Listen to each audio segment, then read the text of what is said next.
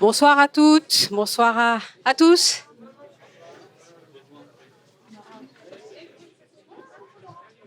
Merci d'être venus si nombreux à cette rencontre. Je ne sais pas si vous m'entendez bien. Non, mais moi-même, on peut monter un petit peu le son du micro ou pas? Je ne sais pas, il y a un petit technicien qui pourrait nous dire si on peut monter le son du micro? Non? Il faut parler plus près du micro? Bon, je vais essayer de parler un petit peu plus fort.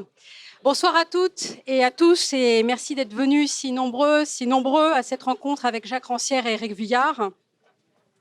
Elle a été rendue possible par l'équipe de la librairie Le Mont en l'Air, Pierre Doué, que je ne vois pas mais qui est à l'initiative de cette rencontre, Aurélie Garot et Guillaume Dumorat.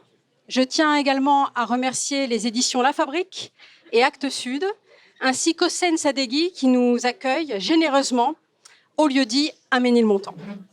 Un quartier qui a fait de l'utopie une réalité dans les années 1830, puisque les Saint-Simoniens, si chers à Jacques Rancière, y avaient installé leur communauté à quelques mètres d'ici, au 145 rue de Ménilmontant, devenu aujourd'hui un parc. Jacques Rancière aura quelque chose à dire sur la transformation de la propriété de Prosper Enfantin en square, lui qui a publié en 2020 à La Fabrique Le temps du paysage aux origines de la révolution esthétique, lequel porte précisément sur la mode de l'aménagement des jardins et la façon dont elle modifie les critères du beau et la conception de l'art. Ce bouleversement est contemporain de la Révolution française, dont Éric Vuillard a retranscrit le surgissement, et là c'est le surgissement de la parole qui me surprend. Je disais donc la Révolution française, dont Éric Vuillard a retranscrit le surgissement avec une telle finesse dans 14 juillet, paru en 2016 chez Actes Sud. Ce récit, 14 juillet, s'ouvre sur la mise à sac, fin avril 1789, d'une propriété parisienne, la Folie Titon, qui n'est pas celle du père Enfantin, mais une maison de plaisance qui abritait la manufacture de papier peint tenue par Jean-Baptiste Réveillot. Ce dernier avait proposé une baisse des salaires qui provoqua une émeute dans laquelle on voit souvent les prémices de la Révolution française. Éric Vuillard, oui, plus près du micro, pardon. Éric Vuillard, mais c'est à cause du Covid, ça me dégoûte un peu. Éric Vuillard donne à voir l'expansion de la colère qui se manifeste notamment dans les cafés des quartiers populaires, dont Ménilmontant. Dans ces cafés, je le cite, on parle, on n'a jamais autant parlé. C'est bien ce que nous avons l'intention de faire. Nous aussi, avec Jacques Rancière et Éric Vuillard, que je vais vous présenter en quelques phrases. Jacques Rancière, philosophe, professeur émérite d'esthétique à l'université Paris 8. Non, je n'ai plus que honoraire. Honoraire. Plus qu'honoraire. Voilà, c'est déjà pas mal. Non, c'est quand même une dégradation. Professeur honoraire donc, mais toujours émérite et en activité, en tout cas pour nous, est l'auteur d'une œuvre exigeante et abondante qui envisage les relations entre la politique et les arts, hors des habituels partages génériques et disciplinaires, ceux qu'il revendique comme une non-spécialité absolue. Il vient de publier à la Fabrique Les 30 Inglorieuses, sous-titré Scène politique, un recueil d'articles, de chroniques et d'interventions publiques où, tout en analysant l'opération nord-américaine en Irak, les attentats, le traitement par l'État de la canicule et de la pandémie, Nuit debout ou le mouvement des Gilets jaunes, il poursuit sa réflexion sur l'égalité et les possibilités de l'émancipation. Les 30 Inglorieuses, ce titre renvoie non seulement par un effet de miroir inversé, sans doute, aux 30 années prétendument éclatantes qui suivirent la Seconde Guerre mondiale, mais encore, peut-être, aux travaux que Jacques Rancière a menés sur les ouvriers français d'après les journées révolutionnaires de 1830, dites les Trois Glorieuses. Ce sont ces 3 journées de juillet que célèbre le tableau de Delacroix, connu comme La liberté guidant le peuple, dont un détail orne la couverture de 14 juillet d'Éric Vuillard. Dans les 30 Inglorieuses, Jacques Rancière se décrit comme un chercheur, tout en précisant « J'ajouterai écrivain, si ce mot n'était pas plus ou moins monopolisé par les auteurs de fiction ». Écrivain, il l'est assurément, par son écriture, par la manière dont il aborde les sources qu'il étudie, par la réflexion qu'il mène sur les pouvoirs de la narration. On est frappé de la proximité thématique et stylistique de livres comme Court voyage au pays du peuple, paru au Seuil en 1990, avec ceux d'Éric Vuillard. Écrivain et cinéaste, Éric Vuillard est l'auteur d'une dizaine de romans et de récits. Sa réflexion sur l'histoire et la politique, dans 14 juillet, paru en 2016, je l'ai dit, ou La guerre des pauvres, en 2019, par exemple, l'a imposé comme l'une des principales figures de la littérature contemporaine. C'est à ce titre qu'il a reçu plusieurs prix, dont en 2017 le Goncourt pour l'Ordre du jour. Vient de paraître chez Actes Sud une sortie honorable. Vous retrouvez évidemment ces livres sur la table préparée par nos libraires. Une sortie honorable, texte où Éric Vuillard revient sur le processus colonial comme imbrication d'intérêts militaires, économiques et politiques. Processus déjà décrit dans Conquistador en 2009, dans Congo en 2012 et mon préféré, je l'avoue, Tristesse de la Terre 2014. On se trouve avec une sortie honorable à la fois en pleine guerre froide et au seuil de la décolonisation. Le livre replace les manœuvres françaises pendant la guerre d'Indochine au cœur de la géopolitique mondiale, dans l'esprit de l'ordre du jour, qui portait sur l'annexion de l'Autriche par l'Allemagne nazie. Mais une sortie honorable offre aussi, comme d'autres ouvrages d'Éric Vuillard, une réflexion sur la parole, ce que rappelle précisément le titre, une sortie honorable, titre repris au chapitre 9 et ailleurs à plusieurs reprises dans le texte. Ce que cachent les mots, les usages consensuels qui sont faits de termes comme immigré, populisme, insécurité, est de la même manière au cœur des 30 Inglorieuses de Jacques Rancière, qui montre aussi comment ce qu'un dissensus productif peut faire à un mot comme occupation. Et je vous recommande tout particulièrement ce texte sur le mot occupation. Là, c'est la philologue qui parle, je l'ai trouvé vraiment passionnant. Voilà, si j'ose dire, les termes de la causerie annoncée sous le chapeau Peuple, Histoire, Littérature, et qui aurait pu s'intituler aussi bien Temps et Récit. J'aimerais engager cette causerie par quelques questions de méthode.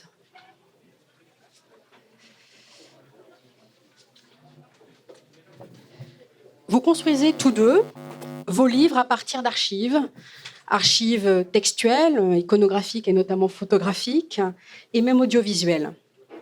À une certaine époque, Jacques Rancière, vous fréquentiez quotidiennement les bibliothèques patrimoniales.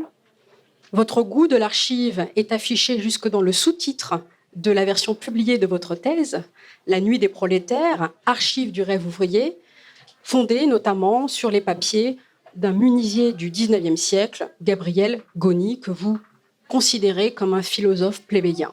C'est le titre d'un recueil de textes que vous avez publié et consacré à Goni. Travailler sur archives, c'est aussi une manière de considérer les sources comme premières, d'en tirer les ressources pour les appréhender. Dans vos derniers récits, Éric Vuillard, l'archive est également omniprésente, sous une forme plus ou moins explicite, mais à minima suggérée par les italiques, la mise en italique. 14 juillet s'achève, comme la journée à laquelle il doit son titre, sur une pluie de papier. Je vous cite, archives de l'ordre, registre d'écrou, requête demeurée sans réponse, livre de comptes. Et cette pluie d'archives, le peuple la regarde tomber. Comment travaillez-vous tous les deux, en et avec les archives? Comment faites-vous de l'archive à la fois la pierre de touche de la narration et son moteur? Je ne sais pas qui veut prendre la parole en premier. Dans le plus vieux, je vais commencer, simplement. Bon, d'abord, il faut quand même dire que le travail sur l'archive, c'est quelque chose que j'ai fait quand même il y a très longtemps, quoi. Bon, ce qui peut lier ce travail sur l'archive à ce que je fais actuellement, disons, c'est un certain goût pour la matérialité, quoi, puisque malgré tout, qu'il s'agisse de s'en prendre au thème du débat dit politique, ou qu'il s'agisse un petit peu d'intervenir dans le champ des historiens, des sociologues, de la science sociale, ce qui a été quand même toujours un petit peu mon centre, quoi, ou moins, disons, ma forme d'attaque, c'est de m'en prendre à ce que j'ai appelé le consensus. Le consensus, c'est quoi? Le consensus, c'est au fond, c'est une espèce comme de tissu, en quelque sorte, qui fait que tout ce qui se passe, que les choses, que les événements ont toujours des noms disons toujours des interprétations, qu'au fond, il n'y a pas de mots, il n'y a pas de choses qui circulent sans leur sens. Et que voilà, donc ce qui fait, on voit bien aujourd'hui, c'est-à-dire que bon, si on prend, disons, ce qui est censé être notre actualité, quoi, bon, il y a un nombre assez fini de mots, finalement, qui définissent l'actualité de ce qu'on appelle une campagne électorale. Et voilà, et d'une certaine façon, ces mots, c'est comme une espèce de filet, quoi. Si on dit quelque chose de différent, ben, on n'est plus entendu, quoi. Si un journaliste me demande de parler de mon livre, si je sors du lexique, qui est vraiment le lexique dans lequel, au fond, on est censé vivre, bah, c'est fini, il y a plus de possibilité, quoi. Donc voilà, donc c'est la première chose, au fond, c'est quand même sortir du consensus. Et à l'époque, pour moi, c'était le consensus des historiens, à savoir, ben, les historiens avaient, voilà, savent toujours finalement définir des rapports de cause à effet, que si un ouvrier écrit ça dans les années 1830-1840, c'est à cause du développement du mouvement ouvrier qui dépend lui-même du développement de l'industrialisation, qui dépend lui-même, etc., etc., etc. Donc, au fond, c'est ça le consensus, c'est que tout est toujours déjà expliqué. C'est-à-dire, on vit dans un monde, on peut dire, où on a affaire essentiellement à des interprétations. Donc, sortir en quelque sorte, un petit peu de cette espèce de tissu ou de toile d'araignée qui nous englobe, c'est ça aussi un petit peu la motivation pour aller à l'archive, quoi. Bon, au départ, voilà, j'avais commencé à aller aux archives parce que, bon, ben, disons, je savais tout ce qu'il fallait savoir sur la classe ouvrière, le prolétariat, son union avec la théorie marxiste-léniniste et tout ça, et tout ce qui s'ensuit, quoi. Et puis, à un moment donné, on a envie un petit peu d'avoir affaire à quelque chose qui soit là, ouais, un petit peu ce que les gens ont fait, ce que les gens ont vécu, ce qu'ils ont dit, quoi.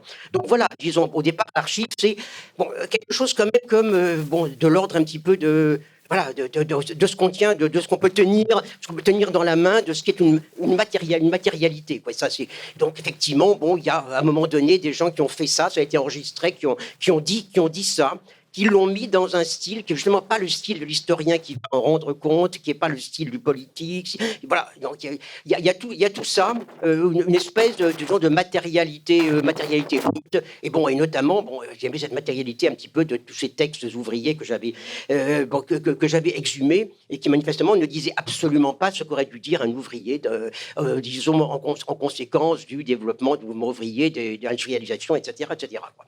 Donc voilà, vont sortir de etc., sortir de l'espèce de lien qui fait que toute chose est prise dans un réseau de signification déjà donné. Et voilà. Donc, mais en même temps, bon, ce qui est intéressant justement, c'est que on n'a jamais affaire avec l'archive à de la réalité brute. On a toujours affaire à de la réalité qui est dite, qui est écrite. Et donc au fond, il y a une espèce de rapport très fort, je dirais, entre bon, ce qu'on peut appeler le fait brut et en même temps le fait que ce fait brut est toujours dit, qui est toujours écrit, qui est toujours, disons pris dans une espèce voilà, de récit, quoi.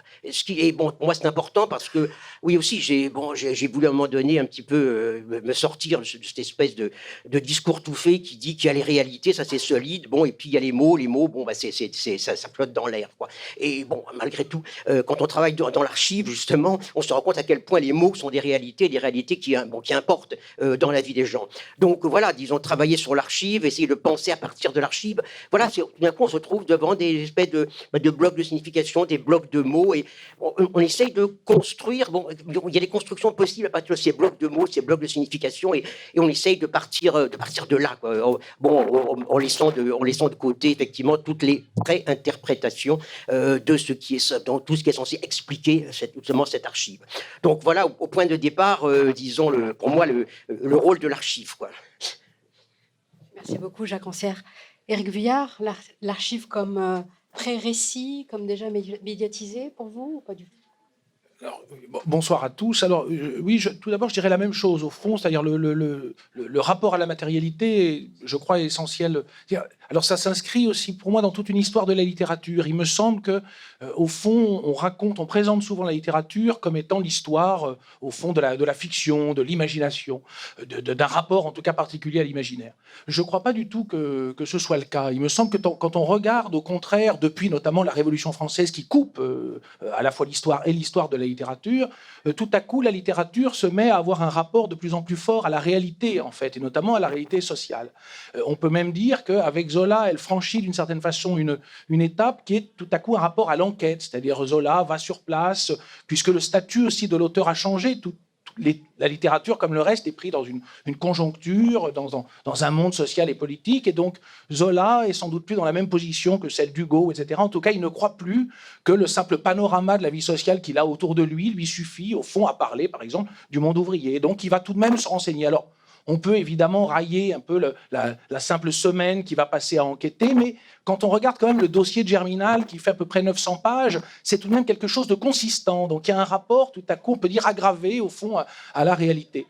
Et il me semble que par des dispositifs différents, c'est au fond ce qui se joue dans l'histoire littéraire. Il y a comme un courant depuis la Révolution, c'est-à-dire depuis le moment au fond, où la littérature n'est plus assujettie aux puissants, puisqu'on voit que tout à coup, il y a même un décrochage aussi bien dans les thèmes que la façon dont la littérature se diffuse. C'est-à-dire que, au fond, alors on peut trouver des îlots, évidemment, on trouve toujours des exceptions, des petits moments de la vie sociale où une liberté, disons, frugale permet à quelques-uns de s'exprimer un peu plus librement. Mais malgré tout, on voit que quand même la littérature, pendant des siècles, au fond, eh bien, elle vise principalement à divertir les puissants ou à les célébrer d'une certaine façon. En tout cas, c'est autour d'eux qu'elle tourne, et elle est même prébandée. Enfin, elle est dans un rapport de subordination. Avec la Révolution, après, quelles que soient au fond les opinions des écrivains, quand Balzac nous dit qu'il est le secrétaire de la société, il a une position tout à coup tout à fait nouvelle. Alors, du coup, voilà, c'est dans ce courant-là que s'inscrit pour moi le rapport à l'archive, c'est-à-dire, pour reprendre l'expression de Jacques Rancière tout à l'heure, que je trouve très juste, ce qu'on peut tenir dans la main. C'est-à-dire que là, effectivement, il y a des choses qui ont été dites, faites, qui sont attestées, etc., et à partir desquelles avec lesquelles il est intéressant de se colter et même parfois d'épouser en quelque sorte, puisque au fond, avec les archives, on peut avoir un rapport aussi ambivalent, puisqu'elles sont formées en partie par le pouvoir, donc elles sont prises aussi parfois dans un certain vocabulaire bureaucratique. Pour en donner un exemple, donc dans mon dernier livre, je suis tombé sur un rapport de l'inspection du travail de 1928 qui raconte donc une inspection dans une plantation au Vietnam. Alors, évidemment, quand on la lit, on apprend tout de suite quelque chose. Au fond, on y est, on est plongé un petit peu dans l'horreur coloniale de plein pied, mais au fond, on est malgré tout en quelque sorte piégé par la langue bureaucratique qui vise à neutraliser. C'est d'ailleurs même pas une critique de cette langue, c'est qu'au fond, vous voyez, c'est une langue de communication administrative, etc. Bon.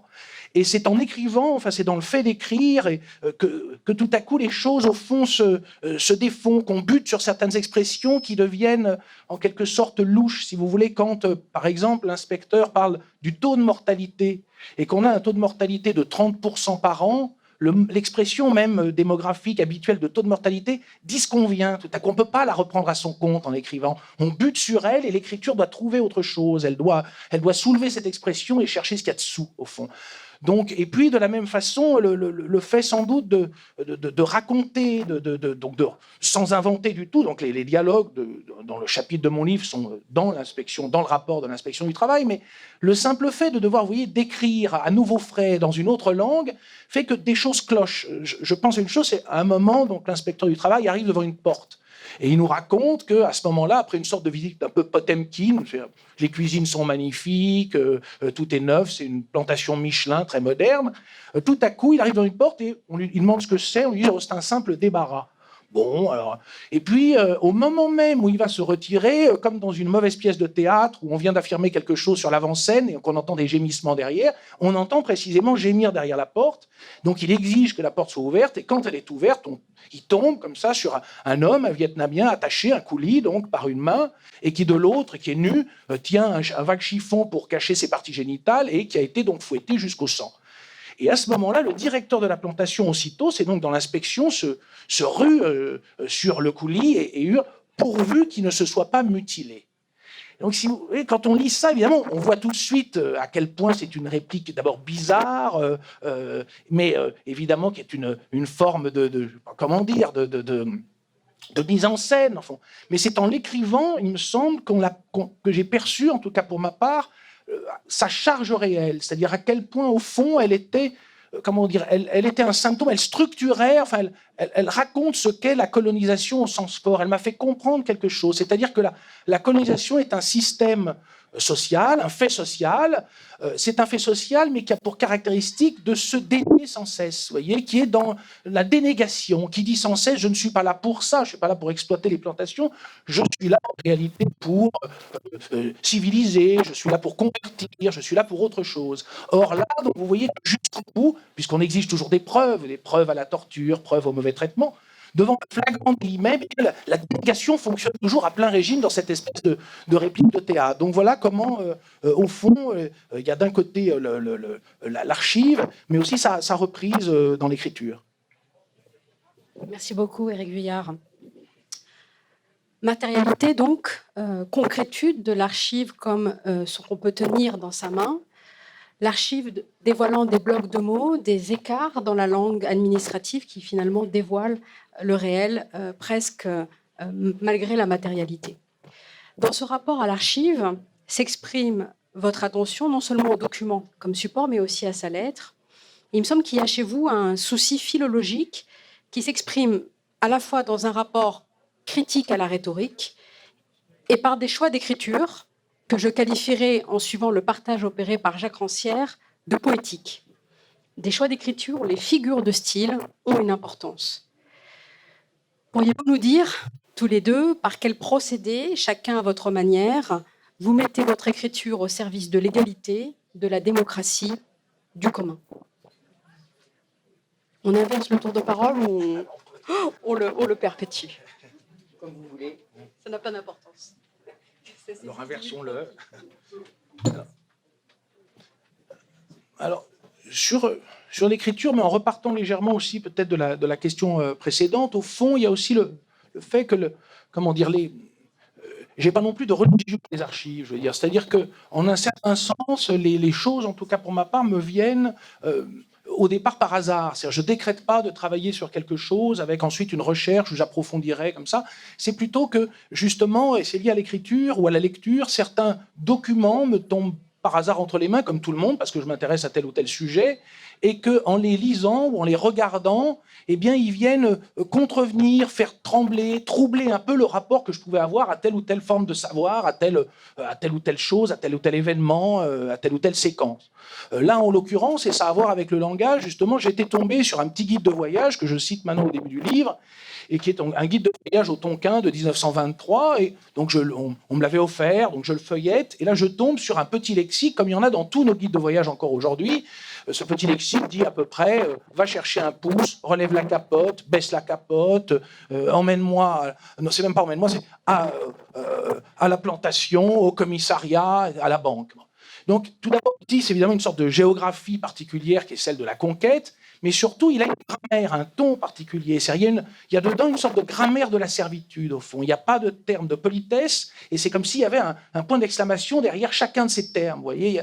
Donc, c'est une langue quand même très particulière. Alors, évidemment, par ricochet, ça fait songer au nôtre. Alors, les lexiques ne sont pas les mêmes aujourd'hui, mais ceci dit, je suis allé voir sur les forums, les principales, disons, inquiétudes que nous avons quand nous partons à l'étranger, c'est la sécurité, pas payer trop cher une course en pouce-pouce entre tel temple et tel autre. Donc, au fond, quand on négocie sur 1,50 €, on n'est pas très loin du ton combinatoire de ce petit lexique, il me semble. Mais, donc ça, c'est le premier point, c'est-à-dire on tombe sur une écriture d'abord, sur quelque chose. Bon. Et puis, du coup, comment dire au fond, il y a dans l'écriture alors quelque chose qui est difficile. Enfin, il y a deux registres. Il y a d'abord, donc, effectivement, ce qu'on peut appeler le poétique, c'est-à-dire dans le fait d'écrire, quand au fond on ignore ce qu'on va écrire, c'est-à-dire ce moment où tout à coup on bascule un peu tous dans l'écriture, eh bien au fond on est comme encouragé à dire des choses qu'on ne sait pas. Il y a une sorte de vide, une dimension presque un peu intransitive de l'écriture tout à coup, qui est sans doute une de ses forces. Le mot mystère est sans doute un peu fort, mais en tout cas, ça nous pousse tous à une sorte de pulsion introjective. Vous voyez, on est un peu... l'exemple qui me vient en tête, c'est quand on fait un hors-sujet gamin. Vous voyez, tout à coup, on n'a pas appris sa leçon, il va bien falloir dire quelque chose, écrire quelque chose. Alors, qu'est-ce qu'on fait? Et tout à coup, on cherche en soi des ressources inespérées qui, en général, ne suffisent pas à porter la conviction de l'examinateur. Et puis, dans cette expérience qu'on a tous fait, il peut se dresser un mot, au fond, vous voyez, une expression bizarre, une tentation, et ça, bon, ça apporte, enfin, c'est quelque chose d'impondérable dont il est très difficile de parler, et qui, une expérience, je pense, que tout le monde a pu faire. C'est-à-dire que, brusquement, on est comme un petit peu déporté hors du sentier descriptif, etc., dans lequel on était. Mais il ne faut pas non plus sous-estimer, évidemment, quand on écrit des récits, un autre phénomène qui, me semble-t-il, lui aussi est apparu après la Révolution, que j'appelle la prose, enfin, qui est, à savoir, une sorte d'écriture, comment dire, une écriture commune, tout à coup à la disposition de toutes, qui en partie en France a été, je pense, inventée par Balzac, en Angleterre par Jane Austen, en fait, hein, qui est une écriture en quelque sorte en partie transparente, ce qui fait dire à Marthe Robert, vous savez que Balzac est un grand romancier mais pas un grand écrivain, c'est qu'au fond, le style de Balzac, c'est aujourd'hui d'une certaine façon la toile de fond d'une autre, la prose, sauf que nos subjectivités se greffent dessus, vous voyez, c'est ça qu'on appelle sans doute le style, l'écriture.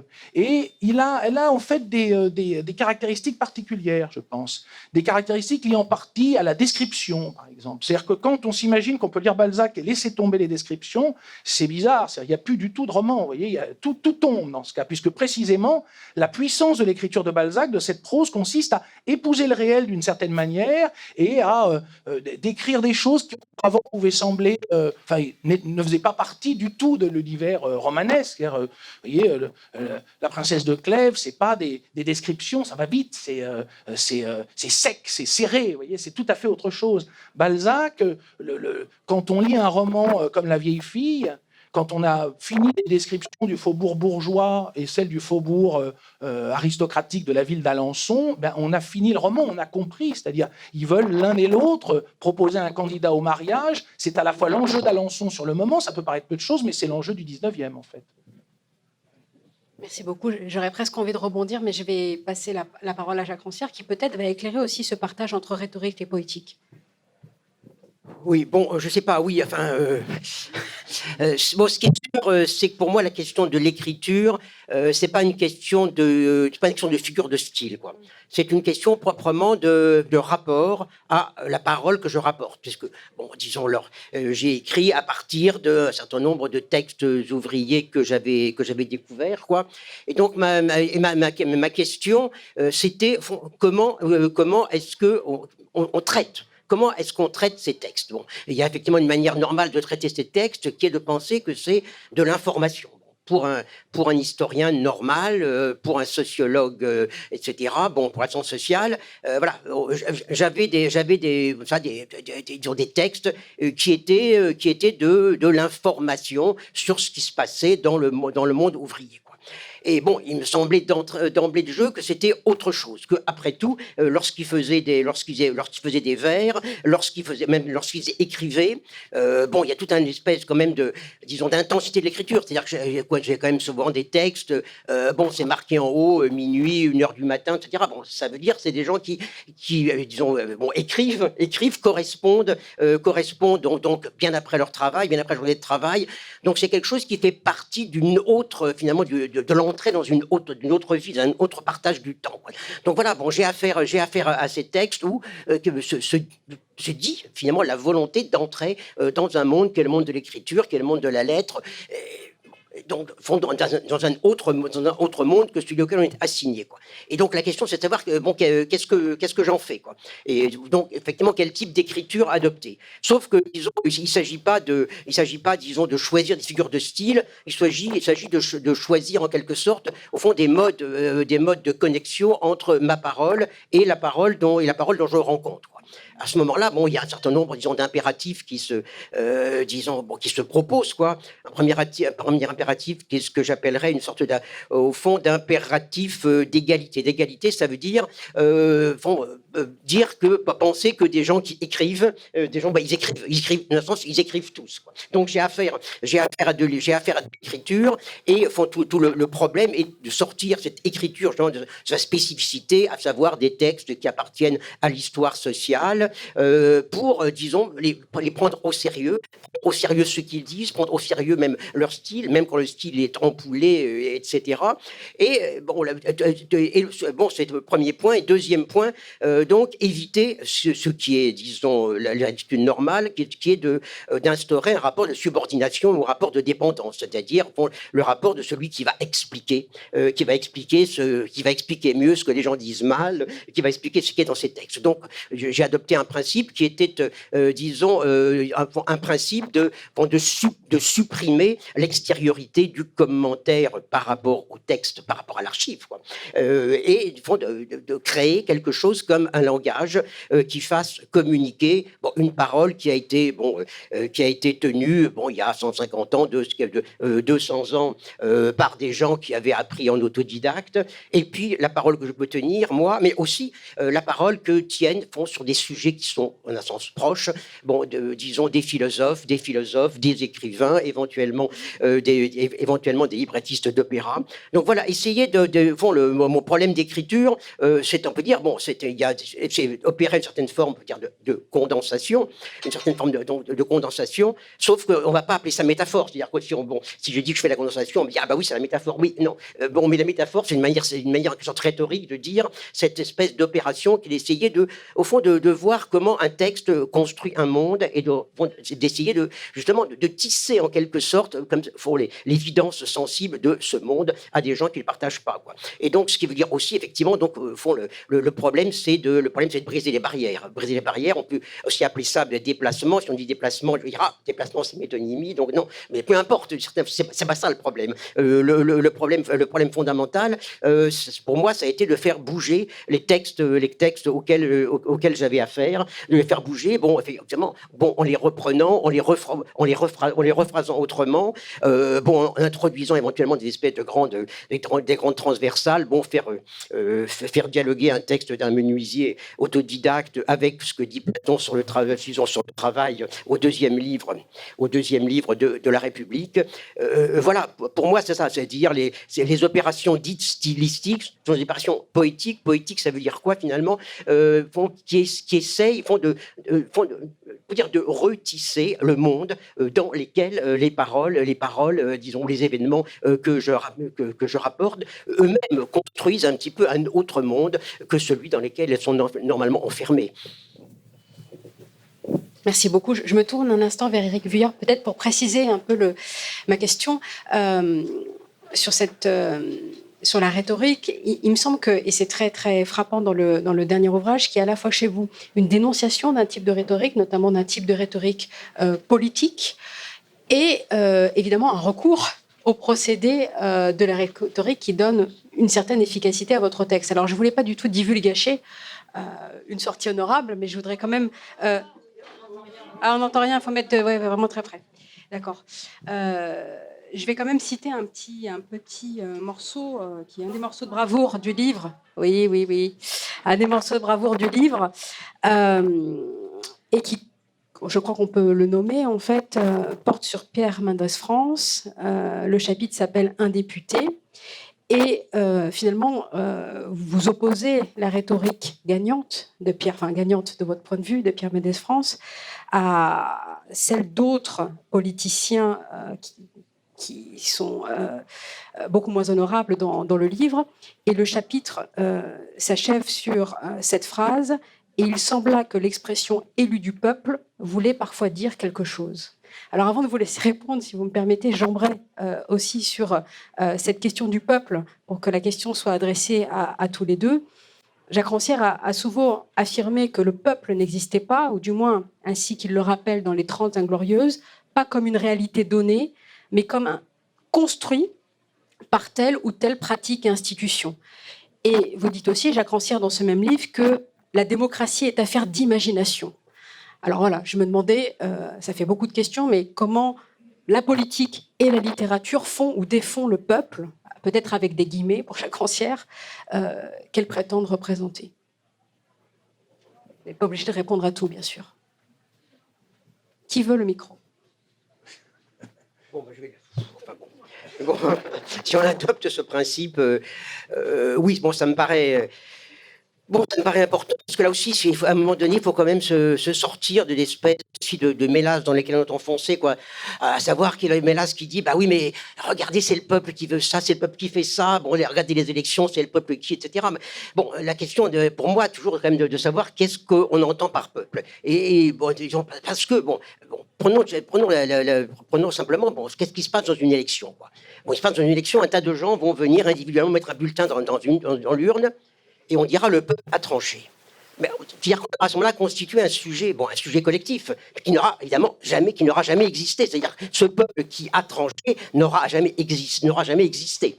Donc, il existera, on peut dire, rétroactivement, c'est-à-dire que quoi? C'est-à-dire que font le système qu'on appelle démocratique, mais qui ne le soit absolument pas, qui est le système oligarchique représentatif, crée effectivement, créer un certain type de peuple. Ce même type de peuple, c'est le peuple qu'on va sonder toutes les semaines, etc. Puis après, on va regarder si Zemmour a pris 0,5 et si Mélenchon a perdu 0,5 et ainsi de suite. Bon, voilà. Disons, on est dans un système qui crée un certain type de peuple. Et voilà, tout mon point, en quelque sorte, effectivement, c'est, voilà, si on... disons, si on joue dans ce système-là, effectivement, on joue par rapport à la construction de ce type de peuple, quoi. Et au fond, toute la question, c'est, oui, c'est d'essayer de créer une forme de peuple. Et pour moi, c'est quelque chose qui n'est pas simplement, justement, disons, une affaire politique, quoi. Créer un peuple, ça veut dire un certain type de monde commun, un certain type de tissu sensible commun. Et effectivement, écrire est déjà une certaine manière de constituer une forme de communauté. J'essaie de dire souvent aux gens qui parlent toujours du thème de la communauté, mais la communauté, ça commence quand on met simplement deux mots ensemble, qu'on fait une phrase, qu'on a deux phrases qui s'articulent. Bon, il y a toujours dans ton écrit quelque chose comme une sorte de proposition de peuple, proposition de monde, quoi.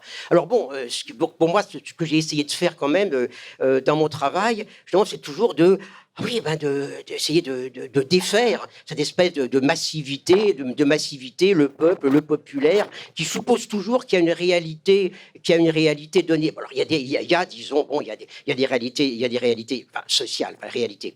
Bon, c'est vite dit forcément, quoi. Mais bon, il y a des états sociaux, il y a des conditions sociales, d'accord, qui sont différenciées.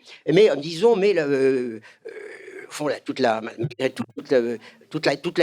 question. Justement, si on essaye de sortir du langage consensuel, c'est d'essayer, quand on écrit, lorsque je me suis fait historien, c'est essayer de construire des autres figures de peuple. Et pour moi, ce qui est intéressant, c'est qu'au fond, une autre figure de peuple se construit toujours à partir de ce qu'on disait tout à l'heure, à savoir à partir de singularité. C'est-à-dire que si on commence à vouloir parler de la conscience populaire, la littérature populaire, la culture populaire, à mon avis, on est fichu parce que d'emblée, au fond, on peut dire que tous ces termes sont connotés, sont expliqués, c'est-à-dire qu'il y a des caractéristiques qui sont données, supposées de la culture populaire, de la conscience populaire, de la vie populaire, de la littérature populaire.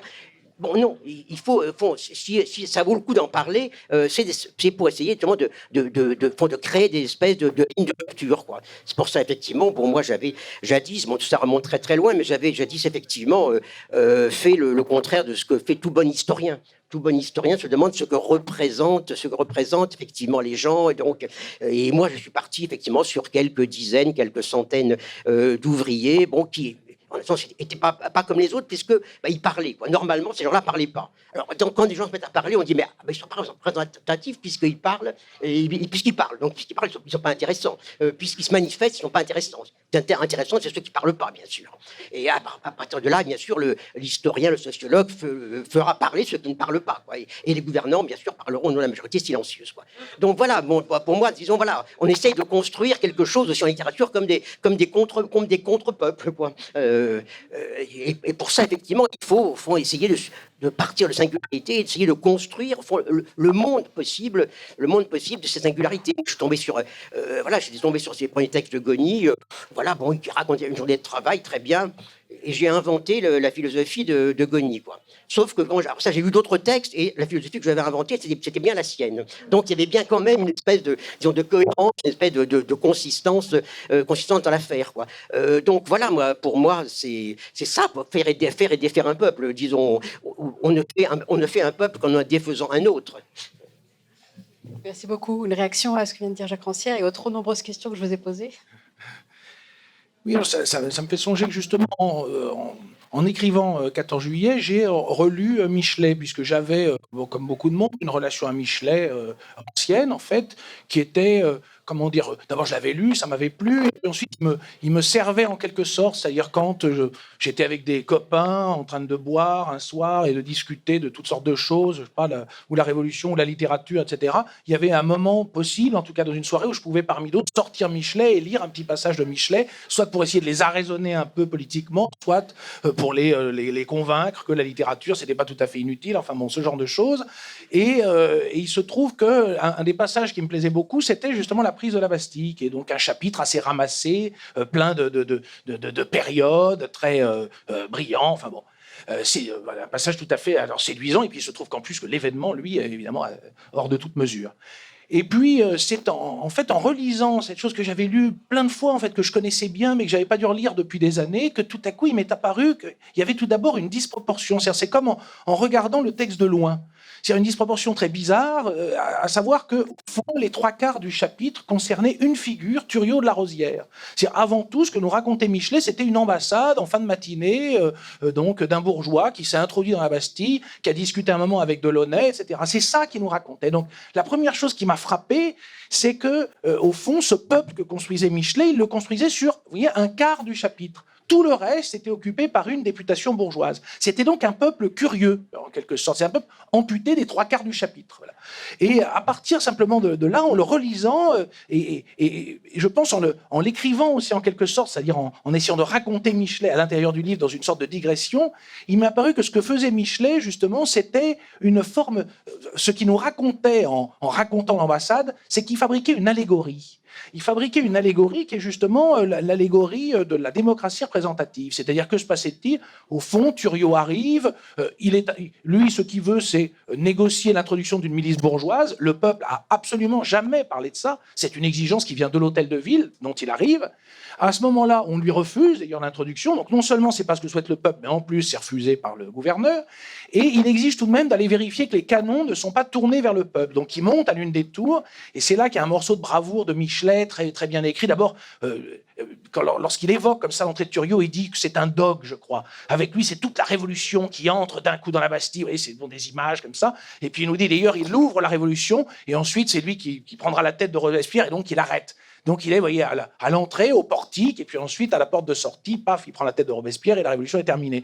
Donc il nous présente Thuriot, qu'en fait on méconnaît la plupart du temps quand on lit cette histoire, comme un personnage tout à coup absolument central et qui est une figure. Et donc il arrive au sommet de cette tour, et là, Michelet lui fait avoir un petit dialogue qu'il a chopé, je ne sais où, qu'il a inventé en fait avec le gouverneur, où le gouverneur lui dit, je crois, vous abusez de votre fonction de parlementaire, monsieur. Et puis à un moment, comme le peuple gronde, d'après Michelet, au bas des tours, mécontent que Thuriot soit absent, s'inquiétant pour lui, le gouverneur lui demande de s'approcher, qu'on puisse le voir. Et quand il s'approche, à ce moment-là, Michelet écrit, il dit alors, d'abord il raconte qu'à ce moment-là, le peuple jaillit du faubourg Saint-Antoine, comme si brusquement une foule arrivait, vous voyez, à l'appel du tribun, et puis tout à coup, il dit, il y eut une immense clameur. Et donc, au fond, je me suis dit, tout à coup, mais c'est le suffrage universel. C'est ça. C'est-à-dire, au fond, ceux qui ne parlent pas, qui tout à coup ne parlent pas, qui se contentent comme ça d'acclamer, donc de manière d'ailleurs là unanime, au fond, ce qui est souhaitable dans une élection, le Thuriot de la Rosière. Et puis, du coup, alors en s'intéressant au contraire au texte de ceux qui y ont participé réellement, puisque Thuriot, à ce moment-là, au fond, rentre, quitte la Bastille, se fait un peu malmener à la sortie par les gens qui ont trouvé qu'il était absent trop longtemps. Il a d'ailleurs déjeuné, je crois, etc. Enfin bref, il retourne à l'hôtel de ville, arrivé là-bas, il produit un petit discours qu'il doit prononcer pour dire que le gouverneur l'a assuré qu'il ne tirerait pas. Et au moment où il va prononcer son discours, on entend le premier coup de canon, si bien qu'on peut dire que la première parole prononcée en public, disons, face aux gens, non pas dans une enceinte par un parlementaire, a été démentie aussitôt par les faits. Vous voyez, et alors, après ça, il rentre dans son quartier, vous voyez, on ne le voit plus de la journée. Donc, en réalité, Michelet centrait le 14 juillet sur une personne qui n'a aucune importance ce jour-là, qui ne joue aucun rôle. Or, on peut tomber, il se trouve que comme le 14 juillet est un jour victorieux, on a des témoignages écrits ou dictés par des gens qui soit savaient écrire ou alors ne savaient pas écrire, mais disposant d'un petit pécule, d'un commerce, notamment Claude Cholat, qui était marchand de vin, a dicté vraisemblablement sa journée. C'est assez court, vous voyez, ça fait une petite vingtaine de pages. Et ce qui m'a frappé en le lisant, c'est que, là encore, quand on passe par-dessus, évidemment, je sais pas, une certaine rhétorique de l'époque, ce qui m'a troublé, c'est qu'au fond, la plupart des historiens ne s'appuyaient pas sur cette relation parce qu'ils disaient on n'y comprend rien, en gros. C'est une relation, il est sans doute analphabète, il a dû la dicter, donc elle est peu sûre. Or, Cholat est tout à fait attesté par d'autres témoins. Il a été membre des vainqueurs de la Bastille. C'est tout à fait sûr le fait qu'il ait participé. Mais ce qui troublait les historiens, et ce qui m'a troublé d'ailleurs aussi en le lisant, c'est que quand on lit Cholat, comme il dicte et qu'il n'a pas l'habitude, lui, il n'a pas appris, comme nous, à faire des rédactions, etc., il dicte comme ça lui vient. On pourrait dire que c'est une sorte de caméra embarquée, vous voyez, donc il dit il fait telle ou telle chose, il ne nous dit pas où il est. Alors on ne comprend pas. Il est avec quelqu'un à un moment qui s'appelle la giroflée, puis le type, il y a un canon qui recule, ça lui écrase le pied, il disparaît. Il ne prend pas la peine, comme dans un roman, de nous expliquer où s'en va la giroflée, vous voyez, sur un brancard. Non, il disparaît d'un coup. Donc on est finalement un peu comme dans Faulkner, si je peux me permettre, c'est-à-dire perdu. C'est comme si Cholat était en avance sur l'histoire littéraire, avec des moyens qui sont les siens, avec ses méthodes à lui, mais au fond, il est en avance, c'est-à-dire il épouse la réalité de la journée telle qu'il l'a vécue. Il ne nous en raconte pas plus, en fait. C'est finalement l'un des rares témoins qui n'exagère pas, à la différence de Dussault, par exemple, qui, comme Thuriot, était à l'hôtel de ville, qui lui a fait une relation pour l'Assemblée nationale et qui semble être partout, un peu comme les caméras de surveillance. Eh bien, merci beaucoup. Jacques Rancière, vous êtes vous aussi un lecteur de Michelet, un lecteur passionné mais critique, à la fois du Michelet de la Révolution française et du Michelet peut-être plus intime, celui du journal. Et je sais que dans Convoyage, j'ai plus le titre, au pays du peuple, Convoyage au pays du peuple, il y a un texte assez fascinant sur les amours ancillaires de Michelet et sur le fait que ses relations avec ses servantes lui ouvre en quelque sorte la voix du peuple, mais une voix qui elle aussi est finalement assez biaisée. Est-ce que vous voulez nous en dire un mot ? Juste un mot, toujours effectivement sur la question de la construction du peuple, quoi. Bon, effectivement, bon, Michelet, bon, et donc, bon, disons, son père était imprimeur, son père était un ouvrier imprimeur, enfin, même patron, je crois d'ailleurs, en fait, enfin, bon, peu importe d'ailleurs. Voilà, donc il se dit, bon, voilà, je sors du peuple, en même temps, il sort du peuple, en même temps, il est, depuis déjà les années 1830, il est malgré tout le précepteur des jeunes filles, des filles de Louis-Philippe, quoi. Et d'ailleurs, du même coup, il oblige les élèves de l'école normale à faire cours à 6 heures du matin, parce qu'après, il doit aller chez les princesses. Bon, voilà. Et donc, voilà, bon, disons, en 48, et bon, disons, dans ces années 48, bon, il a cette idée, voilà, il faut renouer avec le peuple. Il y a cette espèce de mythologie, en quelque sorte. Bon, voilà, l'idée, au fond, du peuple, comme quelque chose, une espèce justement de sève natale qu'il faut arriver à retrouver, quoi. Et bon, il se trouve donc, célibataire, quoi. Il a embauché ses servantes. Bon, ses servantes, bientôt, disons qu'il va coucher avec, quoi. Il va coucher avec, mais avec l'idée justement qu'il va connaître le peuple, quoi. Donc il y a des phrases incroyables.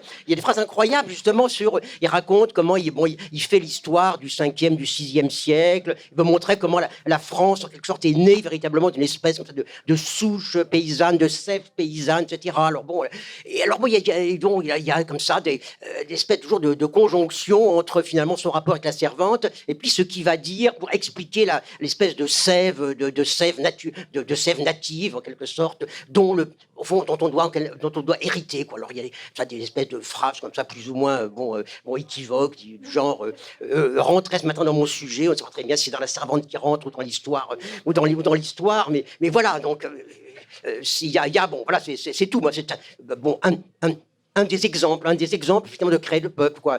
Et bon, moi, malgré tout, disons, je poserais ça quand même assez volontiers à un écrivain qui lui n'est pas de gauche, quoi, qui est quand même Flaubert. C'est-à-dire bon, il y a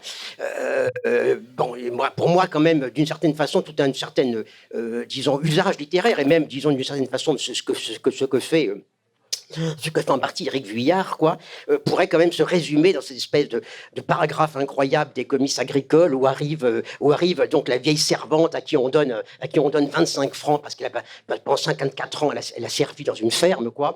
Et il y a un passage extraordinaire qui se termine par ainsi se tenait devant ces bourgeois épanouis un demi-siècle de servitude. Voilà, pouvoir, disons, comme ça, résumer en un paragraphe un demi-siècle de servitude ou éventuellement de maîtrise au contraire.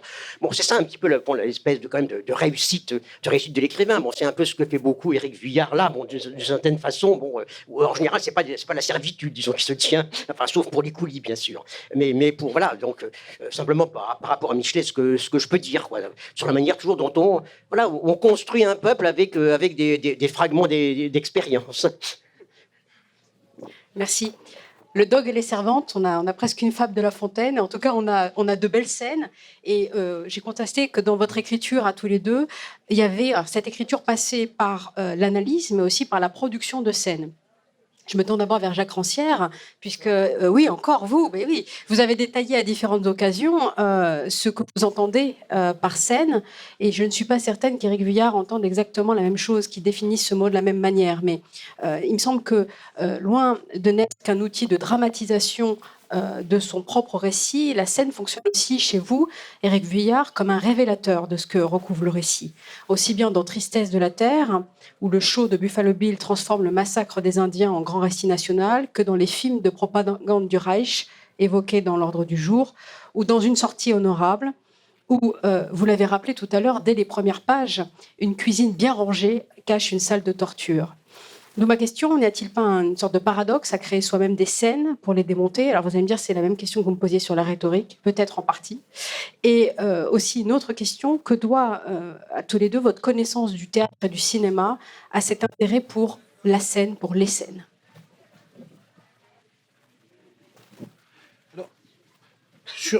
Alors les scènes, ça me fait songer en fait à Rouch, à une scène de son cinéma, je croyais, dans un film qui s'appelle Petit à Petit, qui est un film très, très bizarre, très chaotique, etc., tout à fait rouchien au sens où on ne peut pas savoir qui fait ce film, au fond. C'est-à-dire, est-ce que c'est le metteur en scène, là, le statut est vraiment trouble? Est-ce que ce sont les comédiens? Est-ce que ce sont d'ailleurs vraiment des comédiens, puisqu'ils ont leur véritable nom, en fait, dans le film? Donc, on ne sait pas ce qu'on regarde. C'est un film, d'ailleurs, qui a qui dévie sans cesse, qui change de cours en permanence, jusqu'à la fin, si je me souviens bien, où ils s'en vont pour fonder une nouvelle civilisation. Là, ils partent, en discutant sous une tente. Et donc, dans le film, il y a une scène, justement, où donc Rouge, qui est à la fois d'abord qui est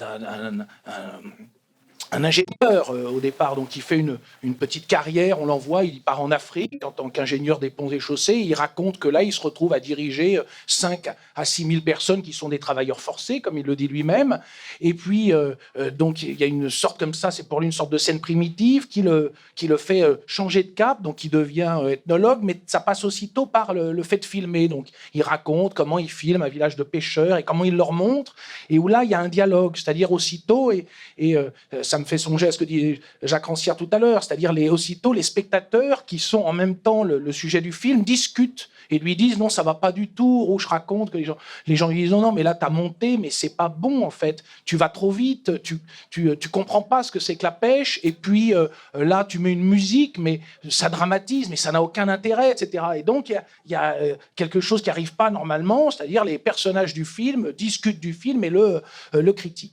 Et donc, pour revenir à petit, il y a une scène comme ça, tout à fait, où tout se rencontre, en quelque sorte, les préoccupations de Rouche, et une partie, je crois, de celle du cinéma.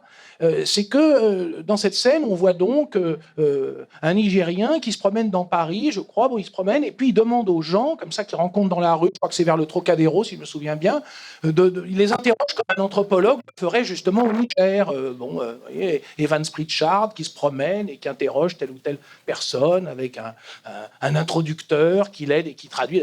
Là, donc, il se promène, il arrête un couple, et puis, je sais plus, leur demande d'abord de montrer leurs dents pour voir l'état des dents, éventuellement mesurer un petit peu, et puis, il leur demande leur lien de parenté, des choses comme ça. Et les gens, alors évidemment, la scène est prise dans une sorte d'ironie, d'humour, en fait, constant, puisque, pour une bonne raison, c'est qu'on ne peut pas inverser ce rapport. Ce que montre cette scène, au fond, c'est que le rapport colonial, que l'anthropologie redouble, d'une certaine manière, ne peut pas être inversé. Il n'est pas possible, justement, que quelqu'un du Niger vienne se promener au Trocadéro et interroge comme on le fait au Niger. Ça marche pas. Et donc l'humour est l'indice de cette impossibilité. Toute cette scène est prise comme ça dans cette et on pourrait dire que cette scène est en quelque sorte, enfin, la scène de l'anthropologie elle-même, enfin, et du coup aussi du monde colonial lui-même. C'est-à-dire, il y a une asymétrie fondamentale qui ne peut pas être inversée en aucune façon comme ça, en tout cas. Voilà. Et ce Cavero, justement, en revanche, lui, dans son cinéma, c'est tenter un rapport, lui, en quelque sorte horizontal, avec les gens avec lesquels il travaille, qui est notamment donc le cas lors de cette rencontre que j'évoquais autour de ce film de pêcheurs. Et puis, il y a chez Rouche aussi, justement, quelque chose que je trouve intéressant dans la façon de faire ces scènes, justement, en général, c'est que, c'est sans doute pas le cas pour tout, mais il y a quelque chose de saisi, je crois, dans son cinéma, très rapidement. Il raconte, comme ça, souvent, qu'ils arrivent, ils filment, et puis c'est fini, en quelque sorte. Vous voyez, c'est fait. Il y a pas, on refait pas 10 fois, on le voit bien, d'ailleurs. Enfin, c'est l'impression que donne ce film-là, ou Cocorico, Monsieur Poulet. On a une impression, comme ça, de bâclé, d'une certaine manière. Et ce bâclé permet que le film soit pris dans la vie réelle, c'est-à-dire quand, je crois que M. Poulet, au début, il y a une panne de véhicule, je ne sais plus si c'est un vélo ou une mobilette, on a l'impression qu'ils sont vraiment tombés en panne, c'est je crois le cas, c'est-à-dire ils tombent en panne, donc ils filment leur panne, et pour trouver de quoi remplacer le pneu ou de l'essence, je ne sais plus ce qu'ils cherchent, ça met des heures, et donc la vie réelle, en fait, emporte aussi bien le film, qui normalement, voilà, ça c'est les choses qui ne se voient pas, c'est-à-dire le cinéma dissimule tout ça, le cinéma, c'est pas Brecht du tout, quand on ne voit pas les techniciens, tout est caché, etc. Là, tout à coup, on a l'impression que le film est construit par ça. C'est une sorte de dérive, en quelque sorte, permanente. Et il me semble, ça serait trop long, que, d'une certaine manière, l'humour, ou en tout cas l'ironie, joue un rôle dans cette économie-là. C'est sans doute que, d'abord, ça permet de lever un certain nombre d'effets assez lourds de la vie sociale.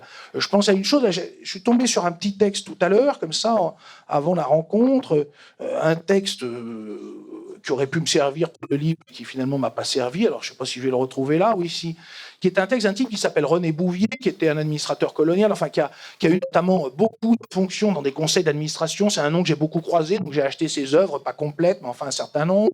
Il était proche du père de Valéry Giscard, d'Edmond Giscard d'Estaing. Enfin voilà, il fait partie, disons, du gratin financier de l'entre-deux-guerres. Et dans la revue des Deux Mondes, dont on a parlé récemment, il écrit un petit texte qui s'appelle Entre petits défauts des anamites. C'est un texte très sérieux où il dit « Dans une usine de papier, une malfaçon grave a été commise entraînant un accident mortel. Il importe absolument de sévir. Or, impossible de dégager la vérité et de découvrir le responsable. C'est la conspiration du silence. Personne n'a rien entendu ni rien vu. Enfin, vous mettez la main sur un chef de fabrication qui était là, vous en avez la certitude, vous allez pouvoir faire aboutir votre enquête. Car au surplus, il entend fort bien le français. Du coup, il l'a brutalement oublié, repris des heures entières. » Donc voilà. Vous avez affaire à un texte comme ça, au fond, qui présente des choses qu'on pourrait appeler des clichés, au fond, vous voyez, des préjugés, tout ça, avec un ton badin, mais en même temps très sérieux, au fond, qui croit tout à fait dans ce qu'il dit, un monde auquel il a affaire en tant qu'administrateur d'entreprise, etc.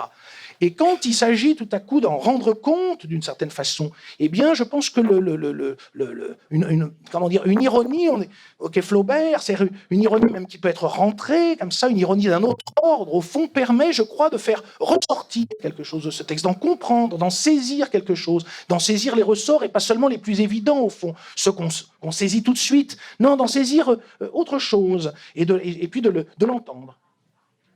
Merci beaucoup. Avant de passer le micro à Jacques Rancière, peut-être un commentaire sur votre propre usage de l'ironie.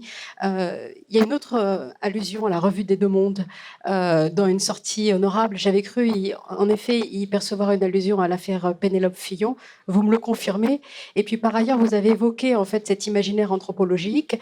Il y a une scène qui est vraiment très, très réussie, me semble-t-il, du point de vue de l'ironie. C'est la scène sur l'endogamie, dont les grandes familles françaises, celles qu'on appelle parfois les 200 familles, où vous faites toute une allusion à l'anthropologie de Lévi-Strauss et de manière générale aux lois de la parenté et de l'hérédité. Voilà, donc il y a aussi ce décalage chez vous, pas seulement chez Rouge, peut-être que Rouge vous a inspiré. Juste du coup, une dernière chose, à propos de l'ironie, ça me fait songer au titre de Jacques Rancière, Le philosophe et ses peaux. Vous voyez, il y a une forme, le possessif, à ce moment-là, quand même, est une forme de connaissance. Il nous indique, au fond, quelque chose, une pente à emprunter, enfin, vraiment intéressante. Alors, sur la Revue du Monde, c'est anecdotique, mais en fait, je tombais dessus. Vous voyez, j'y suis pour rien. C'est-à-dire, je cherche des trucs sur Bouvier, je tombe sur la Revue des Deux Mondes, je cherche sur un autre. La Revue des Deux Mondes est partout, parce qu'au fond, elle est... Alors, c'est la plus ancienne revue française, c'est ce qu'on nous dit, en tout cas, mais c'est surtout, en fait, un carrefour de savoir et de pouvoir. Donc, c'est pas pour rien qu'on y croise aujourd'hui la femme d'un président de la République, d'un candidat. Voilà, ironie et lapsus. Oui, non, juste deux mots sur l'usage de la scène, de chez moi. Bon, d'une certaine façon, j'avais commencé un petit peu à en faire sans le dire dans La Nuit des prolétaires. Bon, je l'ai fait en le disant tout particulièrement dans Ice Stacy, où j'ai essayé de raconter, de re-raconter ce qu'on appelle la modernité artistique à travers 14 scènes, quoi. À travers des scènes, à savoir quoi, il se passe quelque chose. Bon, par exemple, il y a disons une espèce d'attraction nouvelle. Bon, une danseuse qui danse comme ça avec ses voiles, illuminée par c'est Loïc Fuller, bien sûr. Voilà. Et puis Mallarmé qui a écrit un texte dessus. Ou bien il y a disons des clowns anglais dont j'ai oublié le nom à l'instant, mais ça me reviendra, c'est peu importe, qui passe à Paris, et puis il y a un poète, à l'heure illustre, même s'il n'est plus maintenant, Théodore de Banville, qui écrit un texte, pour dire, disons, ces clowns, ne vous trompez pas, ces clowns, c'est vraiment des grands poètes, c'est des grands poètes, parce que nous, malheureux poètes, on essaye comme ça de monter dans le ciel de l'idéal avec des mots, mais eux, ils montent vraiment, ils brisent complètement toutes les lois de la terre, toutes les lois de la pesanteur, les lois de la causalité, voilà, c'est eux les vrais poètes, quoi. Et bon, comme ça, j'ai isolé un certain nombre de scènes comme ça, pour dire quoi? Pour dire, au fond, on peut trouver autour d'un événement particulier, comme rassembler un peu l'ensemble des conditions de cet événement, la manière dont il est pensable. C'est toujours un peu la question de l'égalité, quoi. C'est-à-dire que normalement, il y a des choses qui se passent, très bien, et puis il y a des gens qui expliquent, il y a des gens qui relient ça, qui vont relier, une manifestation d'art en 1840, 41, 43, 45, 54, une à Paris, une à Londres, une dans la peinture, une dans la sculpture, etc. Puis ils vont dire, voilà, l'évolution de l'art, bien sûr, et pour ça, il faut lier un peu tout à tout, quoi. Et moi, je dis non, on peut saisir quelque chose qui se passe lorsque, Théodore de Banville est dans cette espèce de, disons, un petit peu de musique, de musical, enfin, ça s'appelait pas des musicals à l'époque, où on voit ces clowns. En principe, les clowns, c'est pour le peuple, c'est pas pour les poètes, c'est pas pour les gens distingués, quoi. Puis, il se passe quelque chose, il se passe quelque chose dans l'histoire de l'art occidental qui a rien à voir avec toutes les stornettes qu'on nous raconte sur sur le modernisme, l'autonomie de l'art, l'autotélisme, que sais-je encore. Non, il se passe quelque chose et il est possible d'isoler des événements où, au fond, le sens se construit autour de l'événement. Au fond, le sens de ce qui se passe est un peu immanent à l'événement lui-même, quoi. Donc ça, par rapport effectivement, au fond, toujours disons un peu mon obsession, quoi. Mon obsession qui est cette espèce de logique qui fait qu'aucune chose n'est explicable que par la totalité de ses conditions. Bon, là, on a été élevé moi j'ai été élevé là-dedans, enfin, une espèce comme ça de vision marxiste, quoi, savoir que on peut rien comprendre si on ne relie pas le moindre événement à la totalité des conditions de l'impérialisme, de ses transformations, de ses différentes formes. Et bon, on est fichu, on fait jamais rien, on comprend jamais rien, quoi. Or voilà, la scène, c'est l'idée.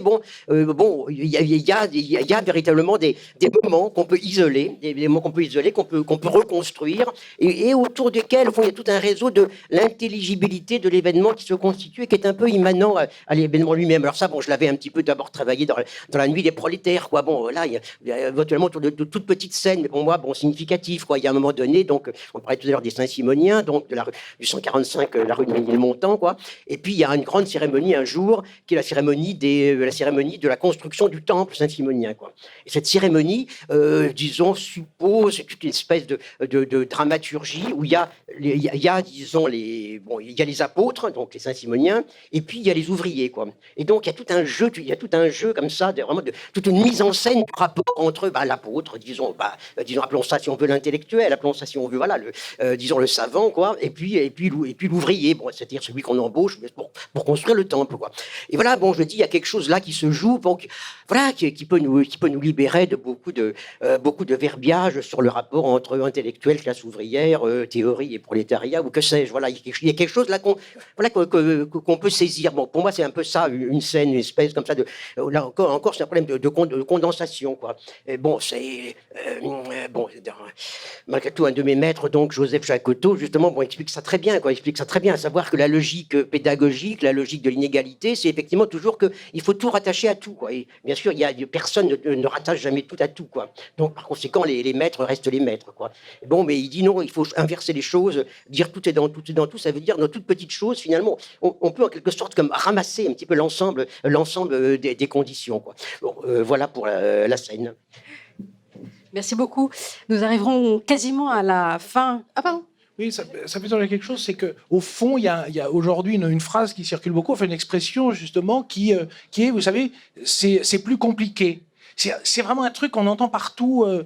Dès qu'on propose quelque chose ou une explication, on dit mais non, c'est plus compliqué que ça. Effectivement, il faudrait relier à une chaîne absolument infinie. Et puis surtout, c'est lié évidemment au règne des experts. Il ne faut pas sortir de cette expression de sphère de compétence. Donc du coup, c'est plus compliqué. Ça vous renvoie à votre ignorance. Et puis en même temps, au fait, alors qu'en effet, je trouve qu'une expérience qu'on a lorsqu'on écrit, c'est que les choses ne viennent jamais justement d'une sorte de synthèse qui comme si on savait avant de savoir. Enfin, ça serait bizarre. Enfin, elles viennent il y a des détails qui intriguent, sur lesquels on tombe et qu'on essaie de relier entre eux. Alors, du coup, un exemple là, qui me venait en tête par rapport à ça, c'est en entendant Jacques Rancière, c'est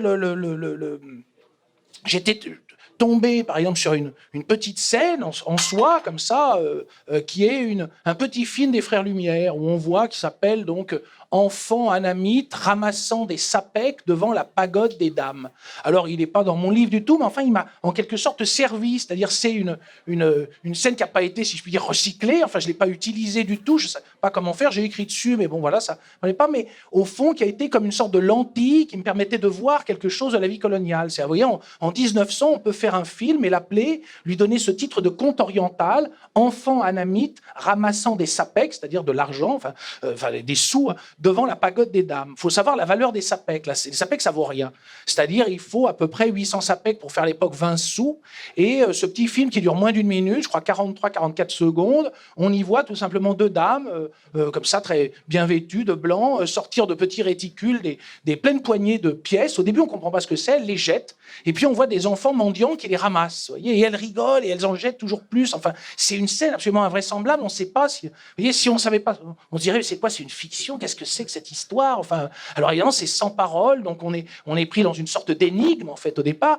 Mais si on se renseigne un peu, c'est pas tellement une énigme, mais on peut reconstituer une autre scène, l'approfondir, enfin, la prendre dans d'autres raies, à savoir qu'au fond, c'est en ça que du manière, tout est dans tout. On a deux femmes, vous voyez, des touristes, a priori lambda. Maintenant, c'est Madame Doumer et Mademoiselle Doumer, c'est-à-dire elles sont filles et épouses du gouverneur général de l'Indochine, donc elles connaissent parfaitement l'Indochine, elles savent parfaitement ce qu'elles jettent et à qui elles le jettent. Vous voyez, c'est pas des gens qu'on a piégés comme ça dans un rituel qu'elles croyaient innocent. Voilà. Et il faut savoir que Doumer, c'est lui qui a fait construire, grâce à un consortium d'industriels qu'il a réunis et de banquiers qui existent encore aujourd'hui, Société Générale, Paribas, etc. Il a fait construire un chemin de fer gigantesque dans le Haut-Tonkin, dont on admire encore, on nous incite en tout cas les guides de voyage à aller voir les réalisations de nos ingénieurs, qui servaient en fait à transbahuter du minerai, évidemment. Et pour la construction de cette voie de chemin de fer, il a fallu le travail de 60 000 coulis, et on nous parle de 12 000 morts. Et là, du coup, ça construit une sorte de scène, me semble-t-il, entre vous voyez, le chemin de fer, l'Assemblée nationale où on a voté la possibilité de le faire, le petit consortium réuni d'industriels et de banquiers, et puis cette scène, vous voyez, apparemment ingénue, où des femmes, comme ça, habillées de blanc, jettent des sapèques. Merci beaucoup. Je ne connaissais pas ce film. J'irai voir s'il est facilement disponible. Mais je me dis que la scène est doublement chargée, puisqu'on y retrouve cet imaginaire de la Spartio, par lequel les puissants se mettaient en scène, qui a donné toute une tradition d'ailleurs iconographique, et un très bel article de Jean Starobinsky que voilà, je recommande au présent. Alors, avant de passer le micro à l'assistance, je voudrais que vous la galvanisiez tous les deux, comme vous avez l'habitude de le faire. Vos œuvres luttent contre le découragement, s'en dégage ce que Jacques Rancière a appelé une augmentation de la puissance d'agir. Lui qui écrivait en 2005 « La démocratie n'est fondée dans aucune nature des choses et n'est garantie dans aucune forme institutionnelle. Elle n'est portée par aucune nécessité historique et n'en porte aucune. Elle n'est confiée qu'à la constance de ses actes. La chose a donc de quoi susciter de la peur, donc de la haine, chez ceux qui sont habitués à exercer le magistère de la pensée. Mais chez ceux qui savent partager avec n'importe qui le pouvoir égal de l'intelligence, elle peut susciter, à l'inverse, du courage, donc de la joie. » Équivalence ou rapport de cause à conséquence entre le courage et la joie, je ne sais pas, mais peut-être que vous nous direz où trouver aujourd'hui ce courage et cette joie. Bon, disons d'abord que cette phrase a eu un destin un peu malheureux, puisqu'elle a été reprise, elle a été reprise dans un discours de la candidate socialiste aux élections de l'époque, à savoir Ségolène Royal. Bon. À la suite de quoi, il y a eu une page de Paris Match expliquant que j'étais le conseiller secret de Ségolène Royal. Bien, voilà.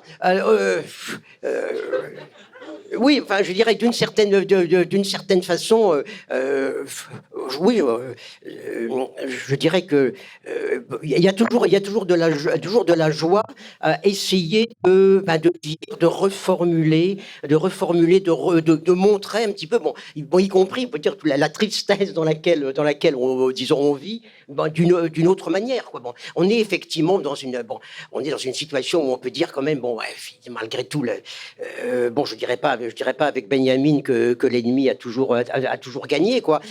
Mais c'est sûr que l'ennemi a jusqu'ici gagné, quoi.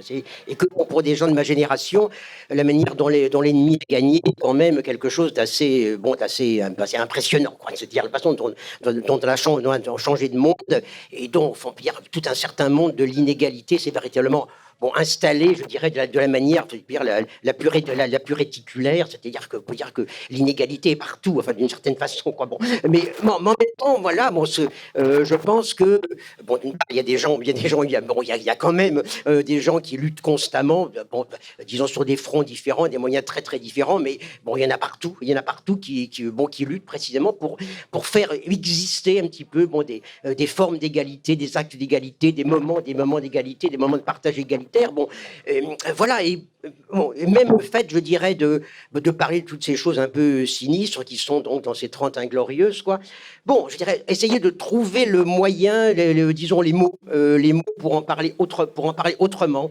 C'est quelque chose d'important. Bon, je crois pas du tout, si vous voulez, que ce qu'on dit est une utilité au sens disons qu'on apprend quelque chose aux gens, donc ils vont s'en servir. Non, dans ce volume, il y a un texte que j'ai écrit plus de 25 ans qui s'appelle 7 règles pour le développement des idées racistes en France, quoi, où en quelque sorte j'énumère un petit peu toutes les manières qu'ont les gens bien intentionnés, de droite, du centre, de gauche, de l'extrême gauche, toutes les manières qu'ils ont de lutter contre l'extrême droite, qui sont des manières effectivement de la renforcer continuellement justement, en popularisant ces thèmes tout le temps, en lui donnant un peu la espèce de palme du martyr, bon, et ainsi de suite. Donc voilà, bon, je dirais, quand je relis les textes que j'ai écrits il y a 25 ou 30 ans, je me dis, malheureusement, rien n'a changé. Rien n'a changé, ça veut dire que j'ai la conscience tout à fait claire que, disons, de toute façon, en un sens, ces paroles ne sont pas écrites pour ces gens-là. Il n'y a rien à faire. D'une certaine façon,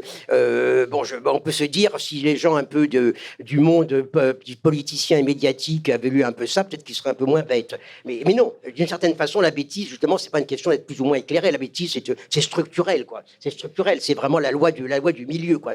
Quand on est dans ce monde-là, on ne peut penser que d'une certaine manière.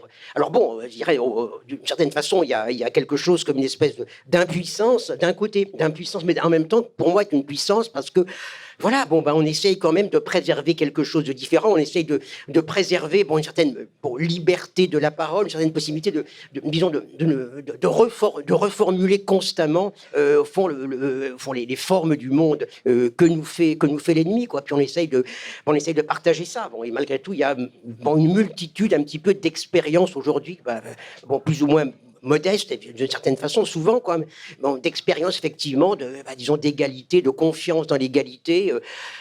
Moi, je peux dire, je fais pas grand-chose, quoi. Je fais pas grand-chose, mais je pense qu'essayer de redire les choses autrement, essayer de mettre de la respiration dans la phrase, dans un monde qui est quand même très étouffant, quoi, c'est quelque chose aussi, quoi. Donc, voilà, c'est pas glorieux, mais en même temps, c'est quand même, c'est quand même pas si triste, quoi. Oui, alors, ce qu'il y a, c'est que, évidemment, quand on attend toujours un événement, enfin, quand l'événement a lieu, rétrospectivement, on lui trouve toujours des causes, et au fond, il y a toujours de bonnes raisons de se révolter. Donc, finalement, on les trouve toujours, les causes. Et quand la chose est passée, on regarde et on se dit, la Révolution française, c'est normal, la société française était dans tel ou tel état. D'ailleurs, on peut voir des explications tout à fait différentes qui la justifient ou le contraire, mais en tout cas, l'expliquent. Donc, finalement, ça signifie une chose, c'est que, justement, ce qui, pour reprendre l'expression de Jacques Rancière, ce qui vient redistribuer le sensible, enfin, etc., on ne peut pas le prévoir à l'avance, au fond, pas du tout. On ne sait pas d'où ça va venir, comment ça va venir, et puis surtout ce que ça va redistribuer. Il se peut d'ailleurs parfois que ça ait lieu sous nos yeux sans qu'on le voie au départ. Donc, au fond, il y a toujours ce point que l'événement peut se produire. Alors, ce qui m'avait frappé en travaillant sur le 14 juillet, enfin, c'est qu'il y avait une vieille question. On entend souvent dans les discussions des gens qui vont vous dire la situation est désespérée, avant que ça change, il faudra un temps infini, vous voyez, évidemment. Alors, évidemment, on peut tous être convaincu par ça. C'est-à-dire quand on regarde une situation pénible et qu'on est pris dedans, qu'elle est effectivement structurelle, on voit mal comment on sortirait d'un coup des raies. Sauf que en travaillant sur le 14 juillet, on voit qu'il y a d'abord donc cette émeute Réveillon qui, elle, est basée comme plein d'émeutes, au fond, comme les Gilets jaunes, d'une manière, c'est des affaires de salaire, de fiscalité, enfin là, c'est le salaire, mais c'est pareil, vous voyez. Et au début, il y a ça, donc des gens se font tuer, alors apparemment, d'ailleurs, les chiffres récemment augmentés, ça serait 500 personnes, quand même, l'émeute Réveillon qu'on a jeté dans les catacombes, vous voyez, donc beaucoup de monde, et au fond, je crois qu'aussitôt, les gens ont sans doute, enfin, le pouvoir, en tout cas, les témoignages qu'on en a, il semblerait qu'on n'ait pas senti les répercussions que ça pourrait avoir. Or, ça a eu, je pense, des répercussions très réelles sur le 14 juillet, puisque c'est le même faubourg qui a été maltraités. Et au fond, une partie des gardes françaises qui vont se rallier au peuple sont des gens qui ont tiré sur lui quelque temps avant et qui ont dû subir d'abord sans doute des remords, des reproches, discuter avec les gens. Enfin, il s'est passé des choses sans doute dans le faubourg Saint-Antoine qu'on ignore en partie et qui font que quelque chose a percolé beaucoup plus vite au fond qu'on pouvait le penser. Mais surtout, si on s'en tient donc à ce qu'on a entre les mains, c'est-à-dire aux archives, eh bien, je songe aux mémoires de Rossignol qui commence, je crois, par je suis né d'une famille pauvre. Bon, c'était pas si fréquent à l'époque qu'on écrive des mémoires. Vous voyez, on a l'habitude de lire les mémoires du cardinal de Rais qui commencent par comme ça, une espèce de longue figure de style où c'est adressé seulement à une dame, enfin, etc. Enfin bon, voilà, qu'il espère ne pas ennuyer, enfin, etc. C'est très beau, hein, mais c'est pas du tout la même forme. Là, évidemment, c'est une forme un peu sèche, mais ce que nous raconte surtout Rossignol, c'est que je crois à peu près le 11 juillet, il n'était pas loin d'ici, donc il pénètre dans un cabaret, il va boire quelques verres. populaire, il veut danser. Et puis tout à coup arrivent des jeunes gens qui renversent un peu les tables, qui commencent à l'emmerder. Et lui, il veut danser, donc il sort, quitte la salle. Et un peu plus loin, les gens le rattrapent. En fait, une autre équipe, comme ça, l'arrête et lui demande de crier « Vive le tiers-État ».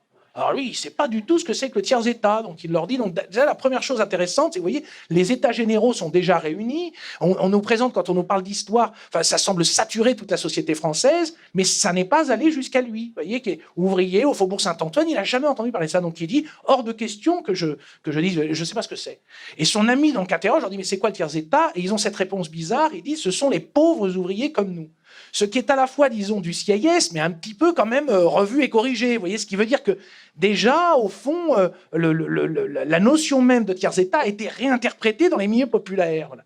Et puis, ce qu'il y a de frappant, c'est que ce type, le 11 juillet, il entend ça, donc il dit « Vive le tiers-État ». Le 12 juillet, il est encore au café, mais c'est plus pour aller danser, c'est pour parler de politique. Et le 14, il est sous la Bastille, il fait partie des vainqueurs. Et quelques années plus tard, il est général de la Convention.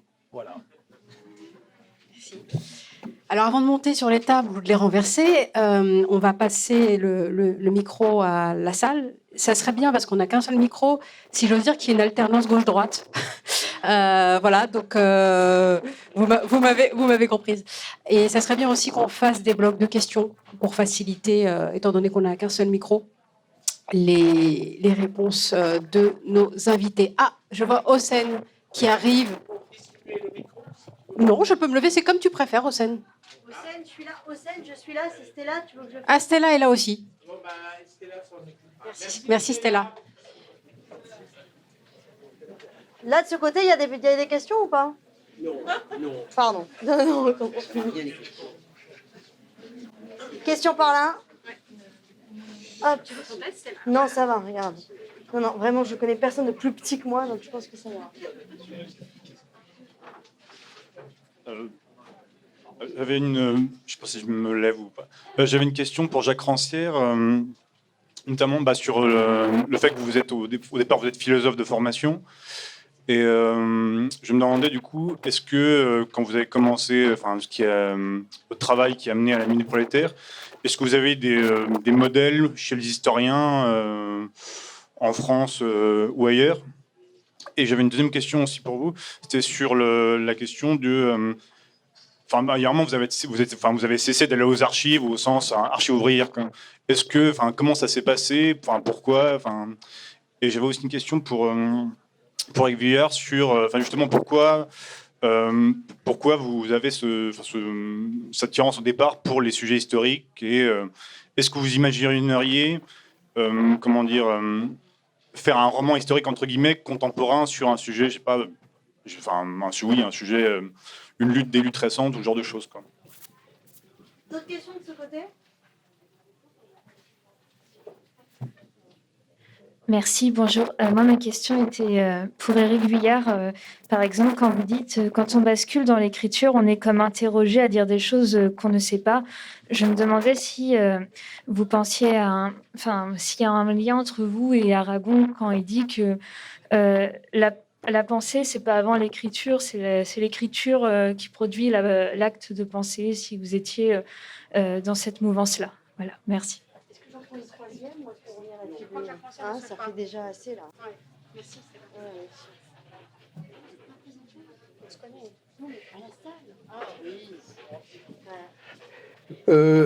Bon, alors, oui, lorsque j'ai commencé à travailler sur l'histoire ouvrière, il y avait un vague modèle, bien sûr, il y avait un modèle, c'était quand même le livre de Hippie Thompson sur la classe, sur la formation de la classe ouvrière anglaise, avec un petit peu la même idée de fond, à savoir que disons une classe, c'est aussi le produit d'un certain nombre d'actions. Qu'une classe, c'est pas quelque chose qui arrive et puis comme ça, on va en quelque sorte l'interviewer et puis lui faire amener la conscience et tout. Non, une classe, c'est un résultat. Donc la formation de la classe ouvrière, ça veut dire comment se forme quelque chose comme un sujet qui peut s'énoncer comme classe ouvrière. Donc ça, c'était une chose importante. En même temps, évidemment, j'étais très enthousiaste quand j'ai lu Thompson parce que bon, il y avait toutes ces histoires, quand même très disons, au fond, de rapports entre toute la tradition du dessin, toute la tradition un petit peu de toutes les formes, disons, de religion dissidente, enfin, qui ont nourri vraiment la formation justement de la classe ouvrière en Angleterre, qui l'ont vraiment fourni, on va dire, des idées, une tradition, tout un lexique, un imaginaire, etc. Bon, et bon, j'espérais trouver ça aussi en France, quoi. Alors en France, bon, c'était beaucoup plus, beaucoup plus limité. C'était beaucoup plus limité malgré tout le rôle. Même si effectivement les Saint-Simoniens font une religion, mais en même temps c'est une religion qui dure 2 ans, donc on sait pas. C'est pas très véritablement significatif, mais bon, je suis resté quand même sur un petit peu cette espèce de parti pris effectivement de Thomson, ou alors bon, à savoir d'essayer disons de penser comment se constitue justement quelque chose comme bon un signifiant collectif, disons des formes de subjectivation qui fait que à un moment donné, bon, les gens qui disent nous les ouvriers, ce sont pas justement les ouvriers empiriques, ce sont pas simplement les gens comme ça qui, bon, disons voilà. Donc oui, ça a été important pour moi. Bon, le reste après, bon, bah c'est un peu de la navigation personnelle avec bon quelques chances. Bon, bien sûr, il y avait le manuscrit Saint-Simonien, il y avait bon les manuscrits de Goni. Bon, bah, personne n'était allé les voir, je suis allé les voir. Mais bon, donc effectivement, il y avait ce modèle de Thomson, et en même temps dans une situation qui était complètement différente, quoi, parce que malgré tout, bon, c'était disons la religion n'avait absolument pas le même rôle, quoi. Alors bon, pendant un certain temps, bon, bah j'ai travaillé.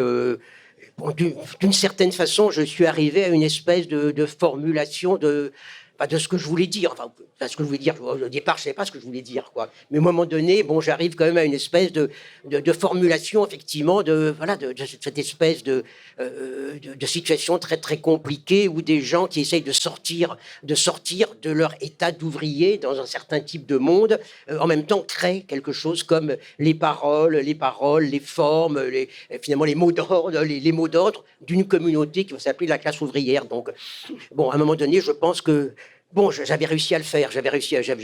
Pour moi, j'ai réussi à le faire.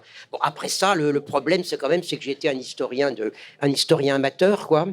Et que bon, mon rapport avec la communauté historienne, c'est quand même bon très vite tendu, parce que c'est pas comme ça qu'ils travaillent, c'est pas comme ça que ça fonctionne, y compris chez les historiens de gauche, les historiens voilà, qui se veulent un petit peu différents.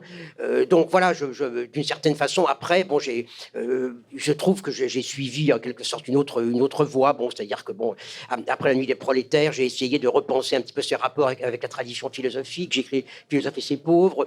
J'avais rencontré Jacques Cocteau au passage. Bon, j'ai repris Jacques Cocteau, ça a donné bon, le maître ignorant, quoi. Voilà, puis bon, j'étais plus en quelque sorte, j'étais plus dans le circuit. Voilà, en fait, l'archive, il faut y aller tous les jours, hein. Disons l'archive ou la Bibliothèque nationale, il faut y aller tous les jours, quoi. Quand on n'y va plus tous les jours, c'est fichu, quoi. Bah, surtout en ce moment où il faut réserver à l'avance. Ça, c'est autre chose, mais enfin, voilà. Je crois qu'il y a 2 questions pour les... Oui. Alors sur l'histoire, rapidement, c'est que au fond, en tout cas pour un certain nombre, enfin, comment dire, si on veut essayer de tenir un peu ensemble je sais pas comment, vous voyez que dans l'histoire de la littérature, les choses ont une tendance à avoir été scindées. C'est-à-dire, vous avez d'un côté l'assommoir et de l'autre l'argent. Il y a un roman dans lequel on va vous raconter les milieux populaires parisiens, et puis de l'autre, on va vous raconter la finance, comme si ces choses étaient, même si ça forme un ensemble, disjointes.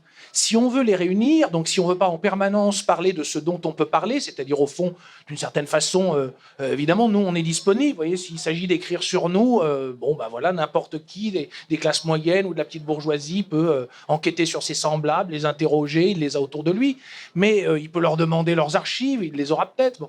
Mais si tout à coup, vous décidez d'avoir aujourd'hui les archives d'une banque, vous voyez, les contemporaines, c'est strictement impossible. Déjà, au fond, j'ai eu de la chance de pouvoir accéder aux archives de la Banque d'Indochine. Bon, donc, du coup, il y a quelque chose dans le présent qui n'est pas disponible. Et puis, le monde social s'est clivé. Je crois, j'évoquais tout à l'heure le côté panoramique dans lequel étaient certains auteurs du 19e, c'est-à-dire, d'ailleurs, vous l'évoquiez aussi à un moment, c'est-à-dire à savoir le fait que des choses, avec Michelet et sa bonne, quelque chose semble être autour d'eux.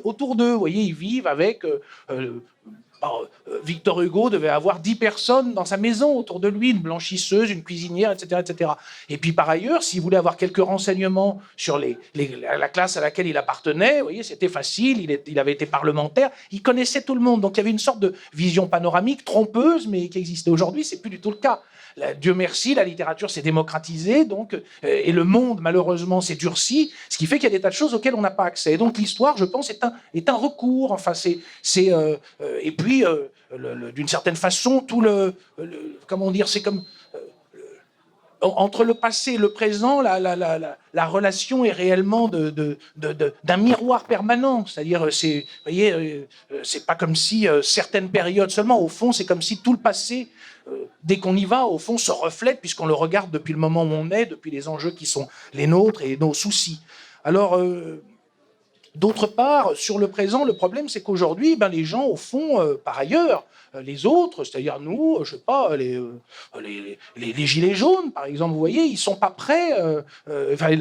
Depuis Rouge, disons, prenons ce que j'ai dit tout à l'heure, vous voyez, ça doit être réciproque. C'est-à-dire, on va pas écrire sur eux. Les gens peuvent écrire sur eux. Enfin, j'ai pas de raison d'aller moi me pencher sur les gens et d'écrire à leur place, au fond. Donc, l'histoire est une sorte de possibilité. Je crois que dans la conjoncture actuelle, la littérature peut avoir. Et alors, voilà. Alors pour l'autre question sur Aragon, alors oui, je suis tout à fait d'accord. Alors, je ne sais pas comment le dire. Il y a une sorte de, au fond, comme je le disais tout à l'heure, un petit peu. Au fond, on se perd. Quand on écrit, il y a toujours un moment où on se perd. On ne sait pas ce qu'on va écrire, au fond. Il y a une sorte de pas à pas qui oblige à trancher, au fond, et qui, d'une certaine façon, nous oblige à un procès de subjectivation aussi. C'est-à-dire qu'on comprend, effectivement, et on devient un peu autre chose en écrivant. Je ne sais pas s'il y a des gens là, vraiment. Non, mais moi j'ai rien à dire, mais... Une autre tournée de questions par là? Tiens, ils sont gentils. Et de ce côté? Ça va, ils sont repus. Hein. Non mais... J'arrive.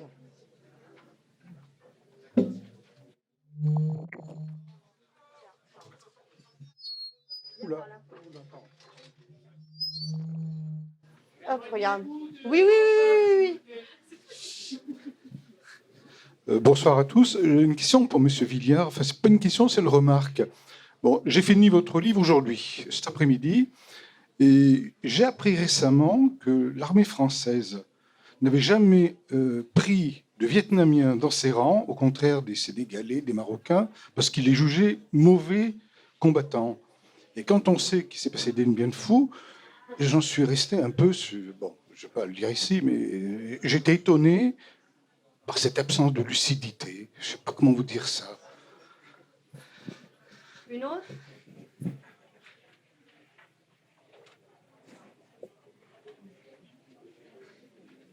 C'est bon là aussi? Juste dire une chose là-dessus, c'est qu'on a dans l'émission, dans le livre, je raconte comme ça une émission Meet the Press qui existe toujours, qui est, disons, comment dire, la matrice de toutes les émissions politiques qu'on a aujourd'hui. Vous voyez, bon, c'est une émission américaine, et donc de l'âtre, le général est invité. À un moment, une des dernières questions qu'on lui pose, c'est « Mais est-ce que vous allez pouvoir faire des Vietnamiens, des soldats ?» Et alors il dit « Ah oui, ils sont d'excellents soldats, etc. » Et puis, il ne peut pas s'empêcher de faire une blague. Il dit « Mais ils sont si légers quand ils tombent en parachute qu'ils mettent beaucoup plus de temps que nous. » Donc vous voyez, le racisme ordinaire revient tout de suite.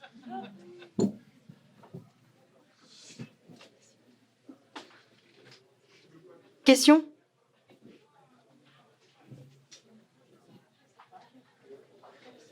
Moi, j'ai une question toute simple, mais peut-être que vous y avez déjà répondu tout à l'heure. Je ne sais pas, je n'entendais pas bien, comme j'étais dans le... Question toute simple à laquelle vous avez peut-être du coup déjà répondu, et qui forcément nous traverse tous l'esprit. J'enfonce des portes ouvertes. C'est juste... Voilà. Bon. Que pourriez-vous dire tous les deux, que pourriez-vous répondre à la simple question qui est comment ne pas désespérer aujourd'hui?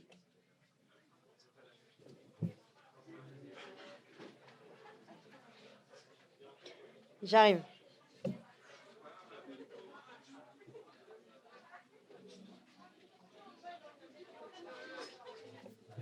Oui, bonsoir.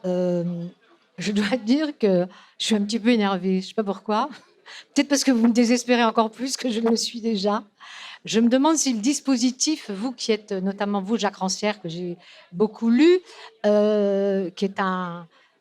avait écrit des choses absolument passionnantes sur la démocratie, sur l'égalité, je me demande ce dispositif-là et la manière dont la salle a peur, manifestement, de poser des questions s'il n'y a pas un dispositif qui, en fait, ne permet pas vraiment le dialogue. Pas le dialogue, mais juste les interrogations. Moi, j'ai envie de rebondir exactement comme l'intervenant précédent. Vous dites, bon, moi, j'ai voulu expliquer, contrairement aux marxistes qui voulaient expliquer que tout était dans tout et que si on ne comprenait pas le tout, on ne pouvait pas comprendre le singulier, etc. Bon, ok, moi, j'étais d'accord avec vous jusqu'à présent, vraiment, complètement. Quand vous dites la gauche, l'extrême gauche, tout le monde s'est planté dans la manière de lutter contre l'extrême droite. Déjà, la gauche, c'est pas qu'elle s'est plantée, c'est qu'elle a accompagné. C'est qu'elle est la principale responsable de la montée de l'extrême droite. C'est grâce à elle que l'extrême droite a conquis l'hégémonie idéologique. L'extrême gauche, il faudrait préciser, c'est un petit peu autre chose. Puis après, il y a un autre acteur qui a fait éruption sur la scène politique. C'est les racisés, ce qu'on appelle les racisés, avec les immenses mobilisations qui ont changé la donne. Et malgré tout, on a quand même une extrême droite à 35%. Donc, est-ce que vous vous sentez une responsabilité, Jacques Rancière, dans votre génération, dans l'histoire des idées, dans comment vous n'avez pas réussi plus que les autres, plus que les marxistes convaincus, plus que, je ne sais pas, pour prendre un personnage actuel, Laurent, par exemple, qui est vraiment pas du tout sur votre conception philosophique, que l'on puisse dire, bien qu'il se revendique aussi du combat pour l'égalité. Est-ce que, comment dire, vous pensez que que votre pratique a permis ou pas de contribuer à la création au sens gramscien du terme, de lutter contre la manière dont l'hégémonie idéologique a été totalement perdue à gauche. Et de ce point de vue-là, on ne peut pas simplement se contenter de dire il y a des luttes, quoi. Ouais, c'est un désastre complet. Effectivement, le rapport de force est écrasant. On est à deux doigts du fascisme. Oui, mais il y a des luttes. Le problème, à mon avis, il n'est pas là. C'est que quelles que soient les luttes, rien ne se passe. Rien ne se passe. Donc, il y a un problème d'hégémonie culturelle. Donc, les intellectuels ont un rôle spécifique sur cette question.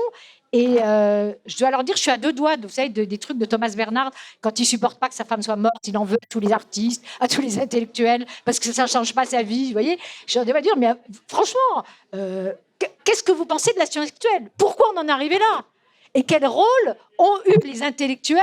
Et on ne parle pas de la gauche, au secours. Hein. Quand je pense qu'un Badiou, par exemple, que vous connaissez très bien, les imbécilités que raconte Badiou sur le nouveau féminisme, mais alors c'est vraiment hallucinant.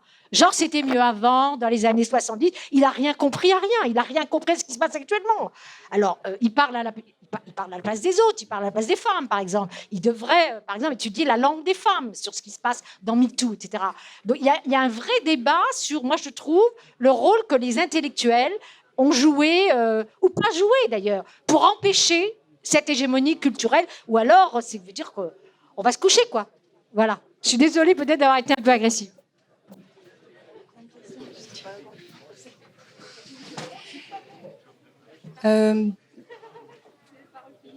Oui, alors, en fait, ma question, si j'arrive à la formuler, vous m'entendez bien là? Ça va?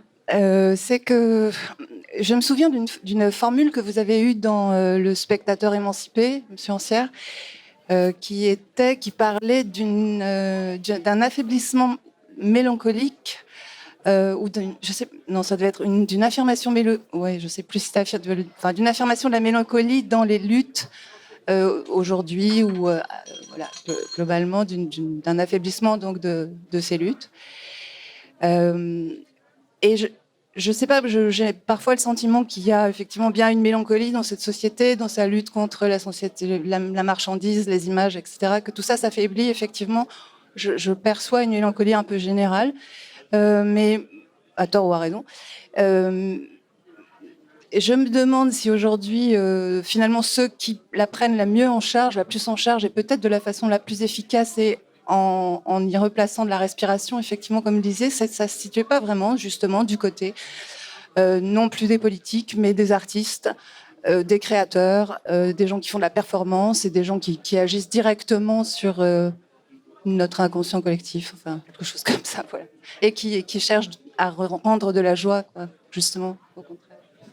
Je redonne le micro à la tribune.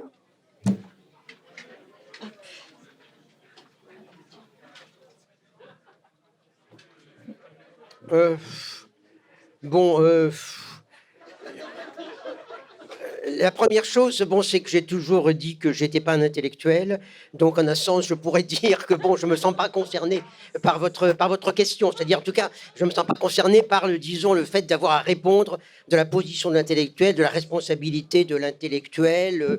Bon, non, je pense que faut être sérieux, quoi. Malgré tout, le monde que nous avons aujourd'hui, bon, je dirais, il y a toute une fraction de ce qu'on appelle l'intelligence, c'est-à-dire effectivement les gens qui jouent le jeu, qui jouent le personnage de l'intellectuel, les gens qui effectivement écrivent, commentent, effectivement qui, bon, à partir des années 75, on commençait effectivement à dire que toutes ces cochonneries qu'on avait suivies avant, bon, disons, bon, la révolution, mouvement ouvrier, prolétariat, progressisme, anticolonialisme, antiracisme, tout ça, c'était des vieilleries, etc. Et en plus, c'est qu'en plus, ça conduisait au goulag, tout ça. Donc, il y a une responsabilité, effectivement, qu'on peut localiser, qu'on peut dire qu'il y a une frange très, très importante de ce qu'on appelle les intellectuels ou l'intelligentsia, qui a certainement favorisé un mouvement qui, malgré tout, est un mouvement, on peut dire qu'il y a quand même un mouvement qui est vraiment parti d'en haut. C'est-à-dire c'est quand même une espèce de réorganisation du capitalisme, une espèce de réorganisation vraiment du travail de l'État,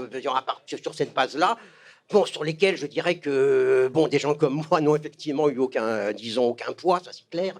Mais enfin, je vous dirais, c'est pas disons, ce sont pas les intellectuels qui ont véritablement installé cette espèce d'absolutisation du capitalisme, cette espèce de prise en quelque sorte, on peut dire sur chaque forme de la vie. Non, bon, certains effectivement l'ont accompagné, favorisé, etc.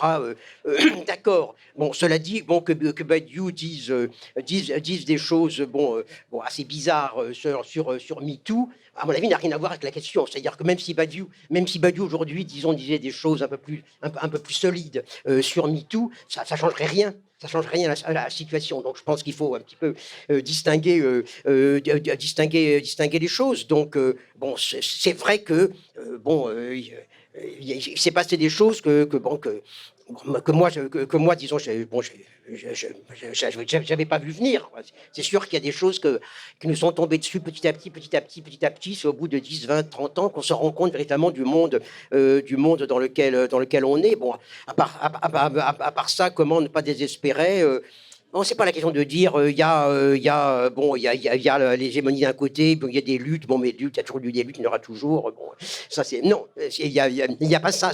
Bon, on essaye, je dirais, il y a quand même aussi, on essaye de penser autrement, on essaye de vivre autrement, on essaye de tisser des bouts de monde commun, autres.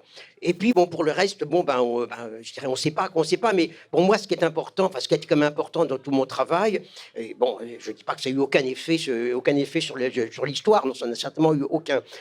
C'est essayer justement toujours de sortir du discours de la nécessité, quoi. Bon, c'est pour ça quand même que, disons, une partie de ma polémique a quand même été contre la nécessité historique et le fait effectivement que la nécessité historique, en marxiste, il y a un moment donné, en 95, disons très précisément, quoi, cette nécessité historique marxiste de l'histoire est devenue la nécessité historique finalement de l'obédience entière aux lois du capitalisme rénové, quoi. Donc voilà, bon, je dirais que là.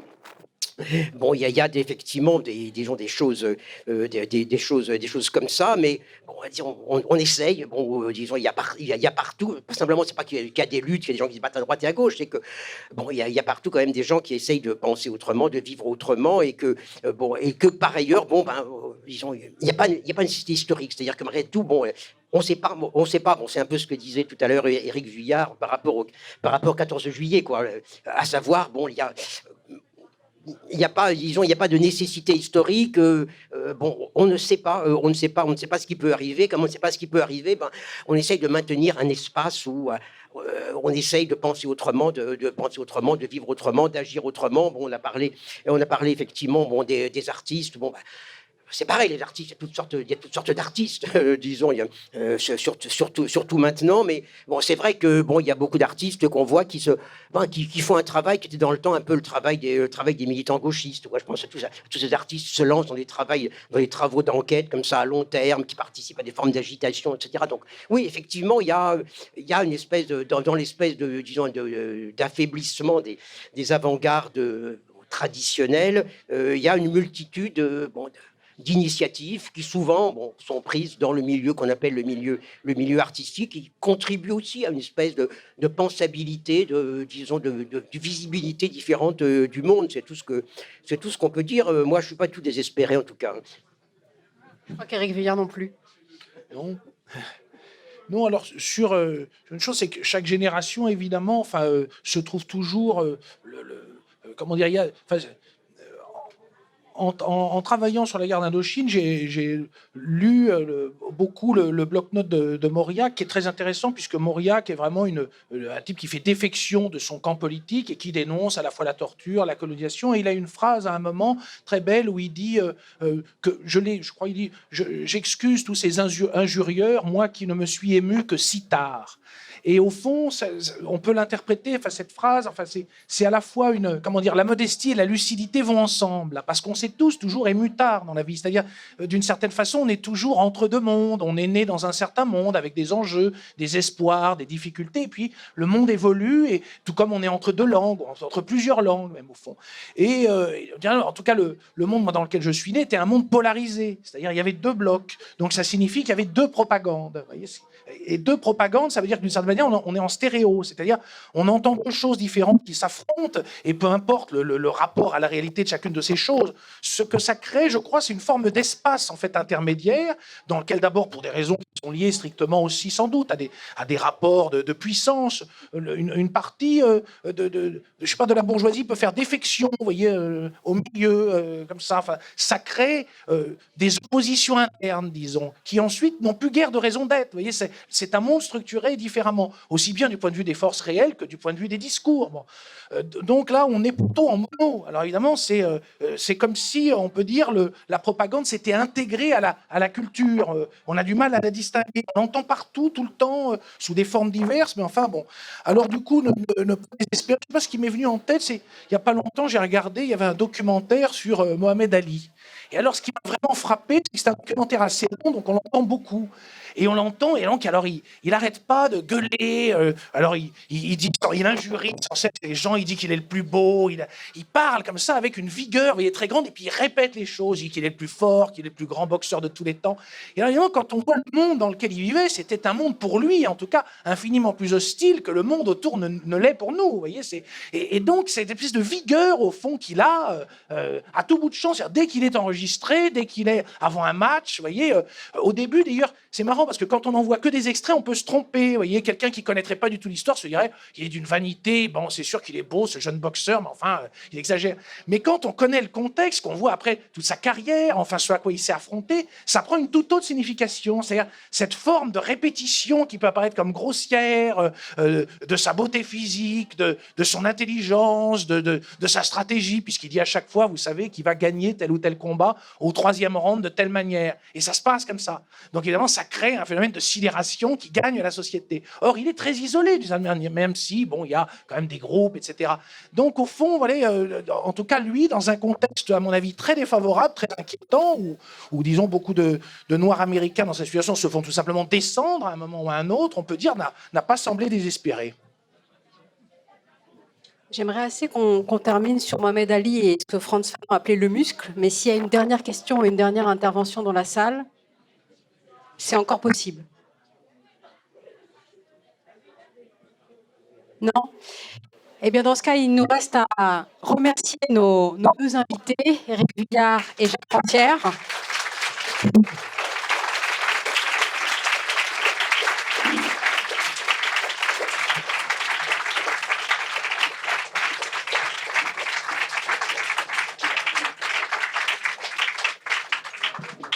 Merci à Stella de la Fabrique pour le micro. Merci à la librairie du Mont-en-l'Air qui a rendu cette rencontre possible. Et merci à Hossein qui nous accueille au lieu-dit. Merci à Sarah Al-Makari.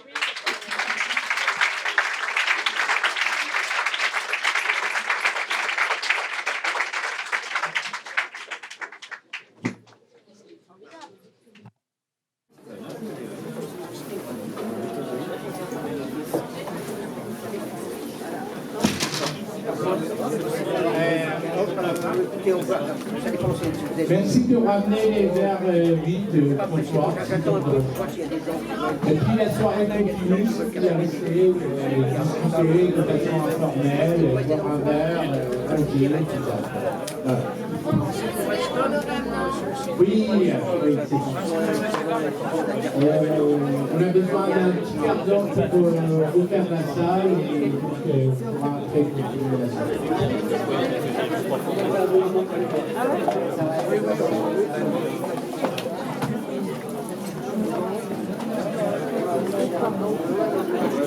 En ayant retiré les civilisations contexte, ça met sur la tête une sorte de lait de toute la vie coloniale. On cherche toujours, et on a une structure toujours de monde moderne, l'immobilisation, c'est là qu'on a fait. Le moyen, c'est bien, aujourd'hui, vous voyez au Mali, on cherche toujours une sorte de la trouvera.